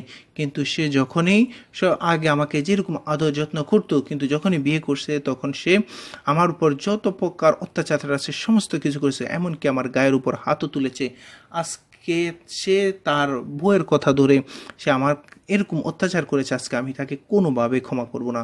তখন রাসূল সাল্লাল্লাহু আলাইহি সাল্লাম বললেন যে আপনি যদি ক্ষমা না করেন সে জাহান্নামী। তখন বলে যে সে যদি জাহান্নামে চলে যাক যাক, কিন্তু আমি তাকে আজকে ক্ষমা করব না। রাসূল সাল্লাল্লাহু আলাইহি সাল্লাম আর কোনো উপায় না দেখে তিনি বললেন সাহাবাদেরকে, যাও তোমরা লাকড়ি নিয়ে আসো, কারণ জাহান্নামের সেই অবস্থা থেকে এ দুনিয়ার আগুনটা সে জ্বলে পুড়ে যদি ছারখার হয়ে যায় তার থেকে অনেক অনেক গুণ বেশি ভালো। এই জন্য তোমরা লাকড়ি নিয়ে আসো। আলকামা যেহেতু জাহান্নামে জ্বলতেই হবে, সে দুনিয়াতে থাকতে আগুনটা জ্বলুক, সে তার মা দেখুক, তার মা মাফ না করার কারণে সে জাহান্নামে কোন জায়গায় যাচ্ছে। তখন যখন লাকড়ি নিয়ে আসলো, আগুন ধাউ ধাউ করে জ্বলছে, এমন তো অবস্থায় আলকামাকে ফেলে দিবে, এরকম একটা অবস্থা যখন তৈরি হলো, তখন সাথে সাথে আগুনের উত্তপ্ততা দেখে আলকামার মা বলে অন্তর থেকে মাফ করে দিলে, এ রাসূলুল্লাহ, আপনি আমার সন্তানকে, আমার আলকামাকে, যার জন্য আমার সারাটা জীবন বিলিয়ে দিয়েছি, সে আলকামাকে আপনি আগুনে ফেলবেন না, তাকে আপনি শেষ করে দিবেন না, আমি তাকে অন্তর থেকে ক্ষমা করে দিলাম। যখনই তার আলকামার মা অন্তর থেকে ক্ষমা করতে দেরি, তার মুখ দিয়ে কালেমা জারি হতে দেরি হইল না, সাথে সাথে লা ইলাহা ইল্লাল্লাহু মুহাম্মাদুর রাসূলুল্লাহ এটি বলে তিনি দুনিয়া থেকে বিদায় নিলেন। এই জন্য আমরা কোন কাজটা করতেছি, কি করতেছি, কখন করতেছি, কিভাবে করতেছি, আমাদেরকে সচেতন থাকতে হবে যে ইসলামে যতটুকু আমাকে বলেছে, যতটুকু আমাকে ক্ষমতা দিয়েছে, ততটুকুর মধ্যে, গণ্ডির মধ্যে আমি আমার পিতা মাতাকে কতটুকু আদর যত্ন সদ্ব্যবহার সম্মান দিচ্ছি, আমাদেরকে অবশ্যই লক্ষ্য রাখতে হবে। একদিন আবু হুরায়রা রাদিয়াল্লাহু তার মার তাকে অসম্ভব অত্যাচার করলো, মারলো। এমন তো অবস্থায় সে রাসূলের দরবারে এসে কানাকাটি শুরু করলো। তখন রাসূল সাল্লাল্লাহু আলাইহি সাল্লাম বলে, হে আবু হুরায়রা, তোমার কি হয়েছে? তখন আবু হুরায়রা বলে, আমার মা আজকে আমাকে অসম্ভবভাবে মেরেছে। তখন রাসূল সাল্লাল্লাহু আলাইহি সাল্লাম বলে, তুমি কি আমাকে তোমার মায়ের ব্যাপারে বিচার দিতে, নালিশ দিতে এসেছো? তখন আবু হুরায়রা বলে, ইয়া রাসূলুল্লাহ, আমি নালিশ দিতে আসি নাই, কিন্তু আমি জানি আপনার দোয়া কবুল, এজন্য আপনি আমার মায়ের জন্য একটু দোয়া করে দেন, তিনি যেন মুসলিম হয়ে যায়। তিনি যদি মুসলিম হয়ে যায় তাহলে আমার আর কোনো টেনশন থাকবে না, তিনি আর আমার উপর কোনো ধরনের অত্যাচার তো করবে না, তিনি আরও আমার একটা মেন্টালি একটা যে আমার মা মুসলমান হয়ে গেছে। তখন রাসূল সাল্লাল্লাহু আলাইহি সাল্লাম হাত তুলে দোয়া করলেন যে, হে আল্লাহ, তুমি আবু হুরায়রার মাটাকে ইসলামের পতাকা তলে তুমি জায়গা করে দাও। তখন আবু হুরায়রা দৌড়াতে শুরু করলেন। তখন সাহাবা আজমানরা জিজ্ঞেস করলেন, হে আবু হুরায়রা, তুমি কিভাবে এরকম দৌড়াচ্ছ কেন? তখন আবু হুরায়রা বলে যে, আমি এখন দেখতে চাইতেছি যে আমি বাড়িতে গিয়ে আগে পৌঁছাই না, রাসূল সাল্লাল্লাহু আলাইহি সাল্লামের দোয়া আগে পৌঁছায়। আবু হুরায়রা যখনই ঘরে নক করলো, দরজা নক করলো, বাড়িতে পৌঁছে দরজা নক করলো, তখন আবু হুরায়রার মা আগে থেকে অনেক চেঞ্জ হয়ে গেল, তার কণ্ঠর মধ্যে মধুরতা আসলো। তখন বলল যে, হে আবু হুরায়রা, আমি তোমার উপর অন্যায় করেছি, তোমার উপরকে অনেক মারেছি, আজকে আমার তোমাকে মারার পরে আমার অনুতপ্ত হলো, আজ আমি আর তোমার জন্য যে এরকম একটা মায়া, আমি আর টিকতে পারছি না, তুমি রাসূল সাল্লাল্লাহু আলাইহি সাল্লামের দরবারে আমাকে নিয়ে যাও, আমাকে তোমার যে মার তুমি খেলে, এরপরেও তুমি যে আল্লাহ রাসূলকে ভুলো নাই, এই জন্য আমার তোমার প্রতি যে সহানুভূতি হলো, যে রাসূলের জন্য, যে আল্লাহর জন্য যে মানুষটা, আমার সন্তানটা, আমার সারা জীবনের যে আদরের সন্তানটা, যে রাসূলের জন্য সমস্ত এত মার খেলো কিন্তু রাসূলকে বলে নাই, সেই রাসূলের অনুসারী আমাকে হতে হবে, তুমি আমাকে রাসূলের দরবারে নিয়ে যাও, আমি কলমা পড়ে মুসলমান হয়ে যাবো, আল্লাহু আকবার। এই জন্য রাসূল সাল্লাল্লাহু আলাইহি সাল্লাম এখানে কি বললেন যে, তুমি কি তোমার মায়ের ব্যাপারে আমার কাছে নালিশ দিতে এসেছো? দেখেন, মা যদি বিধর্মীয় হয়, মা যদি মুশরিকা হয়, যেই হোক, মার ব্যাপারে কোনো ধরনের, রাসূল সাল্লাল্লাহু আলাইহি সাল্লামের কোনো ধরনের আপোষ নাই। মার জায়গায় মা ওখানেই থাকবে, কারণ ওখান থেকে আপনি বলা হচ্ছে যে মায়ের পায়ের নিচে সন্তানের বেস্ত। এখন আপনাকে বেস্ত পাইতে হলো ওখান থেকে। হ্যাঁ, তিনি যদি মুশরিক হন, আল্লাহর আইনের ক্ষেত্রে আল্লাহ পাক ওখানে ছাড় দিবে, যেহেতু মুশরিকার সেক্ষেত্রে আল্লাহ পাক ছাড় দিবে, কিন্তু সে যদি মুসলমান হয় এবং ইসলামিকভাবে সমস্ত রুলসগুলো মাফার পরে মায়ের সমস্ত কাজকর্ম, মা বাবার সমস্ত কাজকর্ম আপনাকে করতেই হবে, আপনার ইচ্ছাকৃত হোক অনিচ্ছাকৃত হোক, যত কষ্টই হোক, আপনাকে কোনোভাবে আপোষ করা যাবে না। আমরা আরেকটা সাহাবীর কথা আমরা প্রত্যেকেই জানি, আবু ওয়াক্কাস রাদিয়াল্লাহু, তিনি কি করলেন, তার মা মুশরিকা ছিলেন, তিনি কোনোভাবেই তার মাটাকে কনভিন্স করতে পারলেন না যে মুসলমান হবেন। একদিন মা উপোস করে বসে আসে যে সমস্ত খাওয়া দাওয়া, আমার সমস্ত কিছু বন্ধ, তুই যদি আজকে থেকে ইসলাম আল্লাহ নাম না ছাড়িস, আজকে থেকে আমার সমস্ত খানাদানা বন্ধ, আমি আজকে থেকে যে না খেয়ে মরে যাব। তখন একবার দুইবার না অসংখ্যবার এভাবে বলার কারণে তখন ওয়াক্কাস রাদিয়াল্লাহু তিনি বলেন যে হে মা, তুমি যদি আজকে এখানে একবার দুইবার না 100বার তুমি যদি মারা যাও আমার চোখের সামনে, কিন্তু আমি কোনোভাবে আল্লাহ আল্লাহ রাসূলের নাম ছাড়তে পারবো না, ইসলাম ছাড়তে পারবো না। তখন মা তার অন্তরে চক্ষুটা খুলে গেল। তখন তিনি দেখতে পেলেন যে আল্লাহ আল্লাহ রাসূলের প্রতি তাদের কি সাহাবায়ে কি মায়া। তখন তিনি বুঝতে পেরে তিনি কি করলেন, সাথে সাথেই তিনি না, তখন তার অন্তরটা আল্লাহ পাক রহমত দিয়ে তাকে হেদায়েতের রাস্তা দেখিয়ে দিল এবং সে মুসলমান হয়ে গেল। এই জন্য আপনি দোয়া করতে পারবেন যতক্ষণ পর্যন্ত না কিন্তু তাদের বিরুদ্ধে আপনি কোনো ধরনের কাজ করতে পারবেন না। রাসূল সাল্লাল্লাহু আলাইহি সাল্লাম বলেন যে তোমাদের উপর যদি পিতামাতা জুলুমও করে, তোমাদের উপর জুলুমও করে, কোনোভাবেই খারাপ আচরণ করা যাবে না। আপনি জুলুম করলেই খারাপ আচরণ করতে পারবে না। মা বাবা যদি মুশরিকও হয় খারাপ আচরণ করতে পারবে না। মা বাবা যদি বেশ্যা হয় আপনি বেয়াদবি করতে পারবে না। তারা তাদের জায়গা থেকে তারা তাদের পাপ কর্মের জন্য তাদেরকে কি করতে হবে, আল্লাহর দরবারে আপনার অবশ্যই তাকে জবাব দিয়ে করতে হবে। কিন্তু আপনি কোনোভাবে কোনো ধরনের কিছু করতে পারবেন না। আপনাকে যথেষ্ট সংযমী হতে হবে। আমি কি করতেছি, কখন করতেছি, কিভাবে করতেছি আমাদেরকে লক্ষ্য রাখতে হবে। আপনি যদি বেয়াদবি করে ফেলেন এখন থেকে সংশোধন হয়ে যান যে না আমার অন্যায় হয়ে গেছে, আমি আগে বুঝি নাই, আমাকে এখন থেকে সচেতন হতে হবে। না, আপনার অন্যায় হয়ে গেছে, আপনাকে সচেতন করার এখনো সুযোগ আছে না। আপনি যদি অন্যায় করে ফেলেন আপনার সবসময় আমি তো আপনার নিঃশ্বাস যাওয়ার আগ পর্যন্ত আপনার জন্য সুযোগ আছে, কিন্তু নিঃশ্বাস শেষ, আপনার এই পিতামাতার অবাধ্য হওয়ার কারণ আপনার জান্নাতটা শেষ। যত ইবাদত বন্দেগী আল্লাহ ওয়ালা বুজুর্গ হজ পালন করেন, আপনি নামাজ পড়তে পড়তে তাহাজ্জুদ পড়তে পড়তে আপনার কপালের মধ্যে আপনি দাগ করে ফেলেন, কিন্তু কোনো কাজে আসবে না যদি আপনার পিতামাতা আপনার প্রতি অসন্তুষ্ট থাকে। আমরা একটু বুঝবো, একটু সংশোধন হব। আমাদেরকে যদি সংশোধন না হই, শয়তান আমাদের মধ্যে ধোঁকায় ফেলে রাখছে। দেখেন আর পিতা মাতাই তো আর বুড়ো হয়ে গেছে, শেষ হয়ে গেছে। দেখেন বর্তমান যুগে এমন একটা অবস্থা হয়ে গেছে, বাংলাদেশে কখনো কল্পনাও করা যায়নি বৃদ্ধাশ্রম। সেখানে এখন বাংলাদেশের সমস্ত বৃদ্ধাশ্রমগুলাতে তাদের যে কোটা ফিল আপ ওগুলা ফিল আপ হয়ে গেছে। তারা কি করলেন যে যে হ্যাঁ তাদের সবাইকে একটু বয়স হয়ে গেলে, একটু শিক্ষিত, একটু শিক্ষার হার যদি একটু বেড়ে যায়, তারা কি করে সন্তানটা মা বাবাকে কি করে বৃদ্ধাশ্রমে রেখে আসে। আমরা যদি আগে ভুল করে ফেলে আজকে থেকে মাপ চান, মাপ চেয়ে এখন থেকে তা কি করেন যে মা বাবার হাতে পায়ে ধরে মাপ চেয়ে তাদের থেকে মাপ নিয়ে নেন, নাহলে জান্নাত শেষ। হ্যাঁ, এখন আপনার আগে মাপ চান নাই, এখন পিতামাতা মারা গেছে, তখন কি করবেন?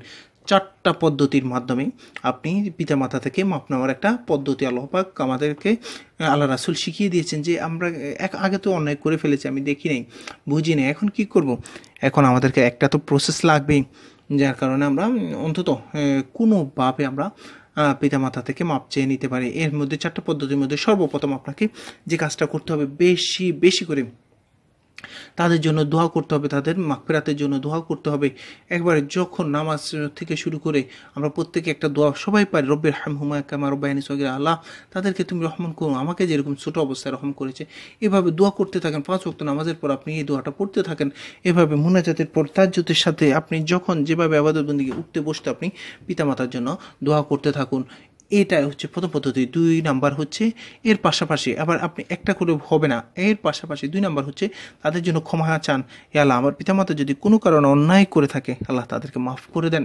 তাদের কবরে গিয়ে তাদের আপনি ইবাদতের মাধ্যমে নামাজের মাধ্যমে তাদের জন্য 2 রাকাত নফল নামাজ পড়ে জিজ্ঞাসা করে, তাদের জন্য রোজা রেখে যে আমার পিতামাতা যদি ভুল বশত হোক, যে কারণে শয়তানের ধোঁকা হোক, তারা কি করছেন অন্যায় করে ফেলছে, তুমি তাদেরকে মাফ করে দাও, তাদের অন্যায়ের জন্য তাদেরকে শাস্তি দিও না, তাদেরকে তুমি ক্ষমা করে দাও। এভাবে করে করে আপনি কি করবেন?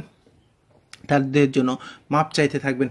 3 নাম্বার কাজটা, যে কাজটা করবেন, তাদের যতগুলো ওয়াদা আছে, তাদের যতগুলো ওসিয়ত আছে, সমস্ত কিছু যদি ইসলামিক দিক থেকে তারা রাইট থাকেন, ইসলামিক দিক থেকে কোনো ধরনের গুনাহের কোনো কাজ না থাকে, তাদের যতগুলা ওয়াদা আছে সমস্ত ওয়াদাগুলো আপনাকে আপনার সাধ্য মতো, আর্থিক হলে তো ওটা আপনার সাধ্য লাগবে, কিন্তু যদি আপনার শারীরিক হয় সমস্ত ওয়াদাগুলো আপনাকে ফিল আপ করতে হবে। আর্থিক হলেও যদি আপনার সামর্থ্যের মধ্যে থাকে আপনাকে অবশ্যই সমস্ত ওসিয়তগুলো পূরণ করতে হবে।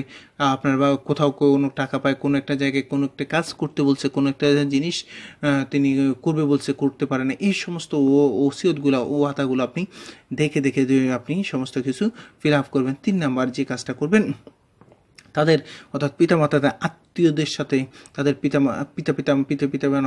মাতা, তাদের আত্মীয়, তাদের শ্বশুর শাশুড়ি, তাদের বন্ধু বান্ধব যা কিছু আছে সমস্ত আত্মীয় স্বজনদের সাথে ভালো সম্পর্ক রাখুন। পিতামাতাকে যেভাবে সেবা যত্ন করা দরকার তাদেরকে আপনার সাধ্য মতো ওইভাবে সেবা যত্ন করুন। তাদেরকে আপনি যতটুকু সম্ভব আপনি তাদের সাথে সৎ ব্যবহার করুন। আপনার যে পিতামাতাকে তো পান নাই, এখন আপনাকে মাফ নিতে হবে। যে মাফ কিভাবে নেবেন, আপনি এভাবে 4টা পদ্ধতিতে চারটা পদ্ধতি আপনাকে অ্যাপ্লাই করতে হবে। একটা প্রসেস করতেছি আর লাগবে না, এভাবে না, 4টা পদ্ধতি আপনাকে অবলম্বন করতে হবে। সর্বপ্রথম হচ্ছে বেশি বেশি করে তাদের জন্য দোয়া করতে হবে। 2 নম্বর হচ্ছে তাদের জন্য ক্ষমা চাইতে হবে, এবং 3 নম্বর হচ্ছে তাদের যত উসিলা আছে, তাদের ওসিয়ত আছে, ওয়াদা আছে, সমস্ত ওয়াদা আপনাকে ফিল আপ করতে হবে। 4 নাম্বার হচ্ছে তাদের আত্মীয় স্বজন, শ্বশুর শাশুড়ি যা কিছু আছে, মা বাবা, সবার সাথে, তাদের সাথে সমস্ত আত্মীয় স্বজনের সাথে আপনি সব ব্যবহার করতে হবে, তাদের সেবা যত্ন করতে হবে আপনার সাধ্য মতো। এরপরে হচ্ছে আপনি এই 4টা করার পর ইনশাআল্লাহ আল্লাহ পাক যদি চাহেন কাল কিয়ামতের ময়দানে আপনাকে মাফ নিয়ে দিতে পারবেন। যদি আল্লাহ পাক করুণা করে আমাদেরকে মাফের ব্যবস্থা করে দেয়, ইনশাল্লাহ আমরা ক্ষমা পাবো। নাইলে পিতা মাতার সাথে যদি আপনি অসৎ আচরণের জন্য আপনি মাপ না নিতে পারেন, আল্লাহু আকবার, আপনার কি হবে যে না শেষ, আপনার যত ইবাদতবন্দি করুন না কেন আপনার কোনো কাজে আসবে না। এর পাশাপাশি আমরা ইবাদত আল্লাহর কাছে সমস্ত উসিলার মাধ্যমে আমরা দোয়া করব যে আল্লাহ আমার পিতামাতাকে আপনি মাফ করে দেন। ইনশাআল্লাহ আল্লাহ পাক আমাদেরকে ওই প্রসেসের মাধ্যমে মাফ করে দেবে ইনশাআল্লাহ। এক ব্যক্তি তিনি তার পিতামাতার সাথে অসৎ আচরণ করেছেন, কিন্তু যখন জীবিত অবস্থায় ছিল তিনি কি করলেন নাই, বুঝেন নাই, কিন্তু এখন বুঝতে পেরেছেন। কিন্তু এখন বুঝতে পেরে কি হয়েছে, তিনি কোনোভাবে কোনো প্রসেসেই মাপ নিতে পারতেছেন না। কারণ কি, তার পিতামাতা দুইজনেই দুনিয়া থেকে চলে গেছে। তখন তিনি একজন আল্লাহওয়ালা বুজুর্গের কাছে গেলেন যে হুজুর আমার তো এই অন্যায় হয়ে গেছে, এখন আমি কিভাবে মাপ নিব। তখন ওই আলেমটা ওই ব্যক্তিটাকে বললেন যে আপনি প্রত্যেকটা জুমার দিন, প্রত্যেকটা শুক্রবার আপনি কি করবেন, অন্তত 2-5 টাকা হলে আপনি প্রতি জুমার মধ্যে আপনি যতদিন জীবিত আছেন আপনার সামর্থ্যের মধ্যে আপনি 2-5 টাকা হলেও আপনি মসজিদে পিতামাতার জন্য আপনি দিতে থাকেন। ইনশাআল্লাহ আল্লাহ পাক যদি চাহেন আপনাকে মাফ করে দিতেও পারেন। এভাবে করে ওই ব্যক্তিটা সারা জীবন যতদিন বেঁচে ছিলেন তিনি সামর্থ্য ছিল, তিনি দিতে একদিন এক জুমার দিন তার কি হয়েছে, একবার তার সামর্থ্যের মধ্যে আর কোনো প্রকার আজকে কোনো টাকাই নেই, সে কীভাবে আজকে মসজিদে দিবে। সে তো সকাল থেকে একেবারে মনটা খারাপ হয়ে তিনি কি করলেন, আস্তে আস্তে তিনি মসজিদে যাচ্ছেন, শেষ জুমার নামাজটা শেষ, তিনি আজকে অনেক মন খারাপ যে আমি এতটা দিন এতটা বছর আমি পিতামাতার জন্য দান করে গেছি, কিন্তু আজকে আমি আর এই কাজটা করতে পারি না, আমার পিতামাতার জন্য আমি দান করতে পারি না, আমার আজকে হয়তোবা আমার মনটা অসম্ভব খারাপ। এই জন্য যখন মসজিদ থেকে বের হচ্ছেন তখন এমন তো অবস্থায় দেখলেন যে একটা গরু মসজিদের পাশে বাঁধা অবস্থায় আছে। এরপরে তিনি ওই গরুটা অসম্ভব চেষ্টা করতেছে তার পাশে একটা পচা তরমুজ সে খাওয়ার জন্য, অথবা তরমুজের চামড়া খাওয়ার জন্য সে অসম্ভব চেষ্টা করতেছে। তখন এক আলেম বলে যে এই ভাই আপনি ওই তরমুজের চামড়াটা ওই গরুটাকে খাওয়ানোর জন্য একটু ব্যবস্থা করে দেন, কারণ আল্লাহ পাক তিনি যেহেতু আজকে টাকা পয়সা দিতে পারে নাই, হয়তো আল্লাহ যদি চাহেন তাহলে আপনার হয়তো এর উসিলে একটা দান সদকার একটা ব্যবস্থা করে দিবে। আপনি একটু গিয়ে, আলেমটা বলেন যে আপনি একটু গিয়ে এই গরুটাকে আপনি ওই তরমুজ অথবা তরমুজের চামড়াটা খাওয়ার একটু ব্যবস্থা করে দেন। তখন এই ব্যক্তিটা আর কি করবে, আজকে যেহেতু ওনার টাকা দেওয়ার মতো সামর্থ্য নাই, এই কাজটা তিনি ফিসাবিল্লাহ মা বাবার জন্য এই কাজটা করে দিলেন যে ওই গরুটাকে, ওই পশুটাকে তরমুজ অথবা তরমুজের চামড়াটা খাওয়ার ব্যবস্থা করে দিলেন। তখন আজকে রাত্রে, ওই জুমার দিন রাত্রে তিনি স্বপ্নে দেখলেন যে তার পিতামাতা তার সাথে এসে দেখা করলেন এবং দেখা করে বললেন, হে সন্তান, অনেক দিনের ইচ্ছা, অনেক দিনের আশা ছিল, আমি কি করব, আমি তরমুজ খাবো, আজকে তুই আমার সমস্ত এতদিনের ইচ্ছে টাকা পয়সা সমস্ত কিছু দিয়ে সমস্ত কিছু তো পূরণ করছিস, আজকে আমার যে ইচ্ছাটা ছিল তরমুজ খাওয়ার সেই ইচ্ছাটাও তুই পূরণ করেছিস। আল্লাহু আকবার। এই প্রসেসের মাধ্যমে, অর্থাৎ এটা যদিও এই কথাটা যে কথিত একটি ঘটনা, আমরা যে এরপরও এটা থেকে আমরা শিক্ষা গ্রহণ করতে হবে যে আপনার যে কোনো প্রসেসে পিতামাতাকে আপনাকে খুশি রাখতে হবে। যদি না পারেন তাদের জন্য ইবাদতবন্দি সমস্ত কিছু আপনাকে করে যেতে হবে। যদি না করেন মনে রাখবেন আপনি পিতামাতা হবেন, আপনার জন্য সন্তান এটা হচ্ছে যে এমন পাপ যে পাপটা আপনাকে দুনিয়াতে থাকতে ভোগ করতে হবে, কোনো না কোনো প্রসেস আপনাকে ভোগ করতে হবে। যেহেতু আখেরাতেও এর জন্য আপনাকে জবাবদিহি করতে হবে, দুনিয়াতে আপনার এই শাস্তিটা পেতে হবে, তাহলে এই শাস্তিটা পাওয়ার দরকারটাকে আপনাকে কী করে আমরা এটা থেকে আমরা নিজেরা বেঁচে থাকি? কিচ্ছু না, পিতামাতা আপনার থেকে সন্তান থেকে এমন কিছুই চায় না যে জিনিসটা তার জন্য। যেন আমরা একটু সচেতন হই, আমরা নিজের জীবনটাকে গড়ি। আমরা যদি গড়তে না পারি, দেখা গেল কি আমাদের পুরো জীবনটাই শেষ। এক ব্যক্তি তিনি কি করলেন, তার বিয়ে করার পর নতুন শাশুড়ি আসলো, তিনি আজকে বিশাল একটা মাছ নিয়ে তিনি তার শাশুড়িকে খাওয়াবে। তার মায়ের কথা খবর নাই, তিনি তার শাশুড়িকে খাওয়াবে। যে করে হোক তিনি আজকে মাছটা নিয়ে আসলেন। মাছটা এত বড় এত সুন্দর, তো ওই শাশুড়ির জন্য তিনি মাছটা নিয়ে আসলেন।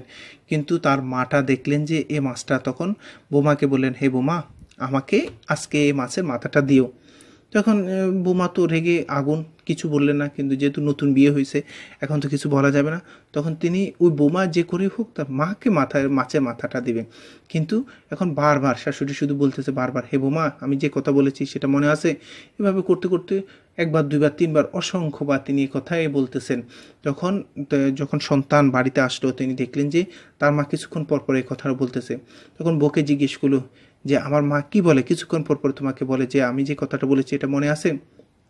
তখন বৌমা তো অনেক প্রসেস করে যে কীভাবে যে করে হোক আমার মাকে খাওয়াইতে হবে, শাশুড়ির থেকে মিস করাইতে হবে। তখন এমন একটা কুৎসা রটনা করলো যে তোমার মা বলে যে তোমার মার এখন বিমৃতি হয়েছে, তোমার মা দ্বিতীয় বিয়ে করতে চায়, এই জন্য যে করে হোক তোমাকে আমি যেন এই কথাটা বলি, এটা বারবার বলতেছে। দেখেন, নাউজুবিল্লাহ, আল্লাহ একবার, আল্লাহ তাদেরকে হেদায়েত দিক। এরকমই এখনকার এই জেনারেশনটা কিছু এক্সেপশনাল আছে, কিন্তু প্রায় এরকমই। এখন বৌমাটা কি বললেন স্বামীকে যে তোমার মা দ্বিতীয় বিয়ে করার জন্য আমাকে বলছে, তোমাকে যেন প্রেশার দিই, তোমাকে যেন আমি বলি। তখন সন্তান কি করবে, যেহেতু বউ বলছে কথা, আর কিছুক্ষণ পর পরে কথাটাই বলতেছে মা, তখন বলতেছে হয়তো এটাই সত্যি। তখন বোধ থেকে বুদ্ধি নেয় কী করা যায়। মারটা এইভাবে যদি করে মা, তাহলে সে তো পাগলের মতো হয়ে গেছে, তাহলে তাকে তো আমরা তো আর সমাজে চলতে পারবো না, মুখ টুক দেখাতে পারবো না। তখন কী করা যায়, বউ একটা বুদ্ধি দেয় যে আজকে রাত্রে আমরা একটু লেট করে খাবো, যখনই তিনি ঘুমিয়ে পড়বে তখন আমরা কি করব, তাকে ভেদে অমুক জঙ্গলে রেখে আসব। তখন যখন রেখে আসবো, ব্যাস, অন্তত পাগল যেহেতু হয়ে গেছে, ও তোমার মা অবশ্যই পাগল হয়ে গেছে, নাইলে এ বুড়ো বয়সে তো এই কাজটা করতে চাইতো না। যেহেতু পাগল হয়ে গেছে, তাকে এখন সঠিক সময়ে সঠিক কাজটা করা যায়। তুমি এখন যদি কোনো জায়গায় রেখেও আসো, তোমার কোনো ধরনের গুনাহ হবে না। দেখেন তো কে চুল চাতুরিভাবে তাকে ওই স্বামীটাকে এভাবে বুঝাচ্ছে। স্বামী তো যেহেতু মা বারবার এই কথাই বলতেছে, নিশ্চয়ই এটা সত্যি হইতে পারে। তিনি কি বললেন, আচ্ছা ঠিক আছে, আজকে রাত্রে তারা একটু লেট করে খাচ্ছে, যেহেতু ওই মাছের মাথা কোনোভাবেই তার বোমা তার শাশুড়ি খাওয়াবে না, তাহলে যেভাবে হোক তাকে ঘুমাতেই হবে, ঘুমানো এভাবে। তখন মাকে বলে যে যাও তুমি তোমার বেয়ানের সাথে গিয়ে একটু গল্প গুজব করো। এভাবে করতে করতে অনেকক্ষণ লেট হয়ে গেছে, তারা ঘুমিয়ে পড়বে এই অবস্থায়। তখন আজকে রাতে তারা কি হলো, আর খাওয়া দাওয়া সমস্ত কিছু ছেড়ে যেভাবে হোক ঘুমালে মাটাকে বেঁধে একেবারে জঙ্গলে নিয়ে আসবে। এমন তো অবস্থায় তারা আজকে দেখলো যে কিছুক্ষণ পরে মায়ের রুমের মধ্যে অন্ধকার হয়ে গেছে। তারা চুপে চুপে এসে তার মার যে বিছানায় ছিল তাকে ভালো করে মরিয়ে বেঁধে অনেক দূরে জঙ্গলে রেখে তারপর চলে আসলো বউ এবং তার স্বামী। এমন তো অবস্থায় স্বামী যতই হোক, সন্তান মা তো কিছু বাড়িতে আসার পরে তিনি কি করলেন, হাও মাও করে এত জোরে কান্নাকাটি চিৎকার চেঁচামেচি শুরু করলেন যে শেষ, আমার সমস্ত কিছু শেষ হয়ে গেল। কি করলাম, মাকে একটা ভাইয়ের জন্য জিজ্ঞেসও করলাম না যে কি কারণে এরকম করতেছে, কিন্তু বউয়ের কথা ধরে আমি এই কাজটা করে ফেলেছি। তখন কি করলেন যে না, যেহেতু এখানে অনেক হাও মাও করে কাটতেছে, এমন তো অবস্থায় মা কি করলেন, তার সন্তানটা কেন কান্না করতে, হঠাৎ চোখ ঘুম ভেঙে গেল, এসে দেখলেন যে তার সন্তানটা এরকম হাওমাও করে চিৎকার করতেছে। কিরে মা, কিরে বাবা, তোর কি হইল? তুই এরকম কানাকাটি করতেছিস কেন? তখন সন্তান তো অবাক, কিরে মাত্র মাকে নিয়ে আমি জঙ্গলে রেখে আসছি, মুখ টুক মুড়িয়ে, কীভাবে মা এখান থেকে চলে আসলো? তখন বললো যে মা এই অবস্থা। তখন সন্তানকে মা বললে যে তোর বউ মিথ্যা বলতেছে, কারণ আমি তোর বউকে এই কথাটা বলি নাই, আমি বলেছিলাম যে তুই যে মাছটা নিয়ে আসছিস এই মাছের মাথাটা যেন আমাকে দেয়। আর মিথ্যা বলে তোর বউ কী করলো, মিথ্যে একটা কথা আমার নামে প্রচার করে দিল, আর তুই এটাও বিশ্বাস করে আমাকে জঙ্গলে রেখে আসছিস। তখন বলে যে মা তুই কীভাবে এভাবে আসলি? তখন বলে যে যে আমি আজকে গল্প করতে করতে আমার বিছানার মধ্যে তোর শাশুড়ি শুয়ে গেছে, যেহেতু আমি ঘুমিয়ে গেছে, নতুন বিয়ান তাকে আর জিজ্ঞেস করি নাই, উঠাই নাই, আমি তা সে যেখানে শুবে ওখানে ঘুমাইতে গেলাম, আর তোর শাশুড়ি কী করলো, এখানে ঘুমিয়ে গেল। যার কারণে দেখ তোর বউ যেহেতু চল চাতুরি করে আমাকে জঙ্গলে রেখে আসার জন্য প্রসেস করলো, অটোমেটিক সে নিজেই নিজের মাকে, আমি ভেবে তার মাকে মরিয়ে জঙ্গলে রেখে আসলো। যে গর্তটা খুঁড়ে তার জন্য ওই গর্তটা রেডি হয়ে যায়। আপনি কারোর জন্য যদি গর্ত খুঁড়েন, আপনার জন্য একটা অটোমেটিক একটা গর্ত খুঁড়ে যাবে। বউটা কী করলো, আর মাছের মাথা কি হইতো, কিন্তু ওইটা না ভেবে তিনি কি করলেন, মাকে যেভাবে হোক খাওয়াইতে হবে, কিন্তু এখন কি খাওয়াইতে পারছে? এই জন্য আসুন, কার জন্য রেখে যাবেন? আপনি বাবা উচিত যে আপনিও বৌমাদেরকে উদ্দেশ্যে যে আপনি একদিন মা হইতে হবে, শাশুড়ি হইতে হবে। আপনি যদি আপনার বৌমা আপনার সাথে এরকম আচরণ করে, তাহলে আপনি যদি বারবার বলতেছেন আপনার স্বামীকে এভাবে বলতেছেন এটা করো ওইটা করো, দেখেন আপনি যার বিরুদ্ধে, আপনার শাশুড়ির বিরুদ্ধে আপনার স্বামী কাছে এভাবে অপবাদ দিচ্ছেন, একদিনও তো আপনার সন্তান তার বৌমার কথা, তার বউয়ের কথা ধরে যদি আপনার সাথে এরকম আচরণ করে, আপনি কি করবেন? আমরা একটু সংশোধন হই, বুঝাবো, কনভিন্স করবো যে জিনিসটা আপনার মধ্যে হতেছে না, আপনি ওটা আস্তে আস্তে আস্তে আস্তে করে কনভিন্স করতে হবে। কিন্তু না, আপনি যেভাবে মন চায় একান্নবর্তী পরিবার, আমি এভাবে একা থাকবো, একা হইতে হইতে ভাই একসময় একা হয়ে যাবেন। একা থেকে আমাদেরকে বেরিয়ে আসতে হবে। যত বড় যত রহমত আমরা প্রত্যেকে, যত লোকজন তাদের সবার রিজিকে তো আল্লাহ দিবেই। আপনি কি তাদেরকে খাওয়াবে নাকি? তাদের সবার রিজিক তো দিবে, পাশাপাশি আপনার রিজিকের মধ্যে বরকত দিয়ে দিবে। আমরা একটু ভাবি, শুধু একা ভাবি না। পড়ালেখা করাতেছেন, আপনার সন্তানকে পড়ালেখা করানোর উদ্দেশ্যে আপনি বেরিয়ে গেলেন, আচ্ছা যান, কোনো সমস্যা নেই, তবে আপনাকে বুঝতে হবে আপনি শ্বশুর শাশুড়িকে নিয়ে যান। আপনি তাদেরকে ফেলে, এখানে একা ফেলে আপনি তাদের যে সন্তানদেরকে পড়ালেখা করানোর উদ্দেশ্যে আপনি শহরে চলে গেলেন, তারাও তো একদিন তাদের সংসার আছে, তারা সংসার ছেড়ে যদি অন্য জায়গায় চলে যায়, তা আপনার কাছে কীরকম লাগবে আপনাকে বুঝতে হবে। একটু বুঝুন, একটু সংশোধন হন। আর যারা স্বামীরা আছে তাদেরও একটু বুঝাবেন যে মা বাবা তাদেরকে কখনো ফেলা যাবে না, তবে তোমরা একটু বুঝাবেন। আপনারা না বুঝিয়ে শুধু বই এভাবে বললে আপনি এভাবে শুনবেন, এরকম পুতুলের মতো, কাঠের পুতুলের মতো আপনি এই কাজটা করতে করতে, আপনি যদি না বুঝান, আপনার সমস্ত দায়িত্ব হচ্ছে আপনার, আপনি স্বামী, আপনি বুঝাতে হবে। যদি বুঝাইতে পারেন ইনশাল্লাহ তারা বুঝবে, মহিলারা বুঝবে। কিন্তু আপনি না বুঝিয়ে আপনি শুধু বউ এটা বলছে, বউ এটা বলছে, মাকে ওইটাকে, আমার বাবাকে এভাবে করে দূরে ঠেলে দিতে বলছে, এটা করতেছে, আপনি এটা ভাববেন। যদি না ভাবেন যে আপনাকে একদিন বৃদ্ধ হইতে হবে, শ্বশুর শাশুড়ি হইতে হবে আপনাকে, তাহলে আপনার যদি না, আমি শ্বশুর শাশুড়ি হব না সেটা আপনার ব্যাপার, কিন্তু আপনাকে যদি হইতে হয়, আপনি আপনার ওই কাউন্টারে আপনি, আপনার বউ, আপনার ছেলে সন্তান তারাও আপনার সাথে এই আচরণ করবে। তাহলে আমরা বুঝাবো, বুঝিয়ে আমরা সমস্ত কিছু করতে পারবো। যদি না বুঝাই, যে মন মতো চলে, তাহলে সেক্ষেত্রে সুন্দর হবে না। এক সন্তান সে একদিন তার বইয়ে প্রশ্ন করলো যে তুমি ধরো যে আমি আর তোমার মা, তাহলে এখান থেকে যে কোনো একজনকে তোমাকে বেছে নিতে হবে। অর্থাৎ এমন একটা জায়গা আছে যেখানে তুমি যে কোনো একজনকে নিয়ে তুমি বাঁচতে পারবে, আর অপরজনকে তোমাকে ফেলে দিতে হবে। ওখানে তুমি কি করবে? এমন হয়তো একটা আগুন অথবা নদীর মধ্যে আসো, তখন তুমি যে কোনো দুইজনকে তোমাকে রাখতে হবে, তোমাকে, আমাকে অথবা তোমার মাকে, যে কোনো একজনকে রাখতে হবে, আরেকজনকে নদীর মধ্যে অথবা আগুনের মধ্যে ফেলে দিতে হবে। তুমি কি কাজটা করবা? তখন সন্তানটা অনেক বুদ্ধিমান, তিনি বুঝিয়ে বললেন যে ধরো যদি যে কোনো একজনকে রাখতে হয়, আমি আমার মাটাকে রেখে তুমি আর আমি দুজনে মিলে আগুনের মধ্যে ঝাঁপ দেব অথবা নদীর মধ্যে ঝাঁপ দেব। দেখেন, এইভাবে করে বোঝাতে হবে, কনভিন্স করতে হবে। তারা তো অনেক সময় হয়তো বুঝে না, আপনি বিভিন্ন জায়গায় বিভিন্ন পরিস্থিতিতে দেখে শুনে আপনাকে জ্ঞানের যতটুকু ভাণ্ডার, তাদের হয়তো এইটুকু জ্ঞানের ভাণ্ডারটা হয়নি, তাহলে আপনি তাদেরকে দোষ না দিয়ে তাদেরকে বুঝাবেন, কনভিন্স করবেন। যদি কনভিন্স করতে পারেন ইনশাআল্লাহ তারাও বুঝবে। কিন্তু না বুঝলে তাদেরকে যেভাবেই রাসূল সাল্লাল্লাহু আলাইহি সাল্লামের যে হাদিসটা, তোমাদেরকে যদি তোমাদের পিতামাতা তোমাদেরকে যদি বলে যে তোমাদের সমস্ত সম্পদ, তোমাদের বউ, তোমাদের বাচ্চা কাচ্চা সমস্ত কিছু ছেড়ে দিতে, আপনি যদি ছেড়ে দেন। পুরুষের ক্ষেত্রে অবশ্যই আপনার জন্য 4টা বিয়ে করা, যদি আপনার বউ এরকম করতেছে, আপনি তাকে বাড়িতে পাঠিয়ে দেন, অথবা তালাক দিয়ে তাকে বোঝানোর চেষ্টা করুন। যদি না পারেন আপনি তালাক দিয়ে দ্বিতীয়টা বিয়ে করে ফেলেন।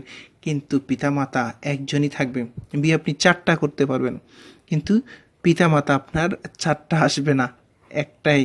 তাহলে পিতামাতার সাথে আপনি যদি ভালো আচরণ করুন, তাহলে দেখা গেল কি আপনার সন্তান ভালো, একটা সন্তান।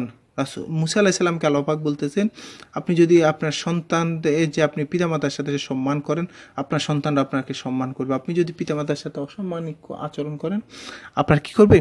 পিতামাতার সাথে আপনার সন্তানরা আপনাকে অসম্মান করবে, আপনার অবাধ্য হয়ে যাবে আপনাকে। আপনি এমন একটা পরিস্থিতি, আপনি শরীরে শক্তি আছে, সমস্ত কিছু করতে পারবেন। আপনি যদি কোনো একটা জায়গায় কাজ করতে যান, আপনাকে পার ডেতে আপনাকে 500 টাকা করে আপনি পাবেন। কিন্তু এমন একটা সিচুয়েশন চলে আসবে যখন আপনি ডান দিকে তাকাচ্ছেন না বাম দিকে তাকাচ্ছেন, আপনার কমন সেন্সের মধ্যে দৌড়বে না। এই অবস্থাটাকে আপনাকে চিন্তা করতে হবে।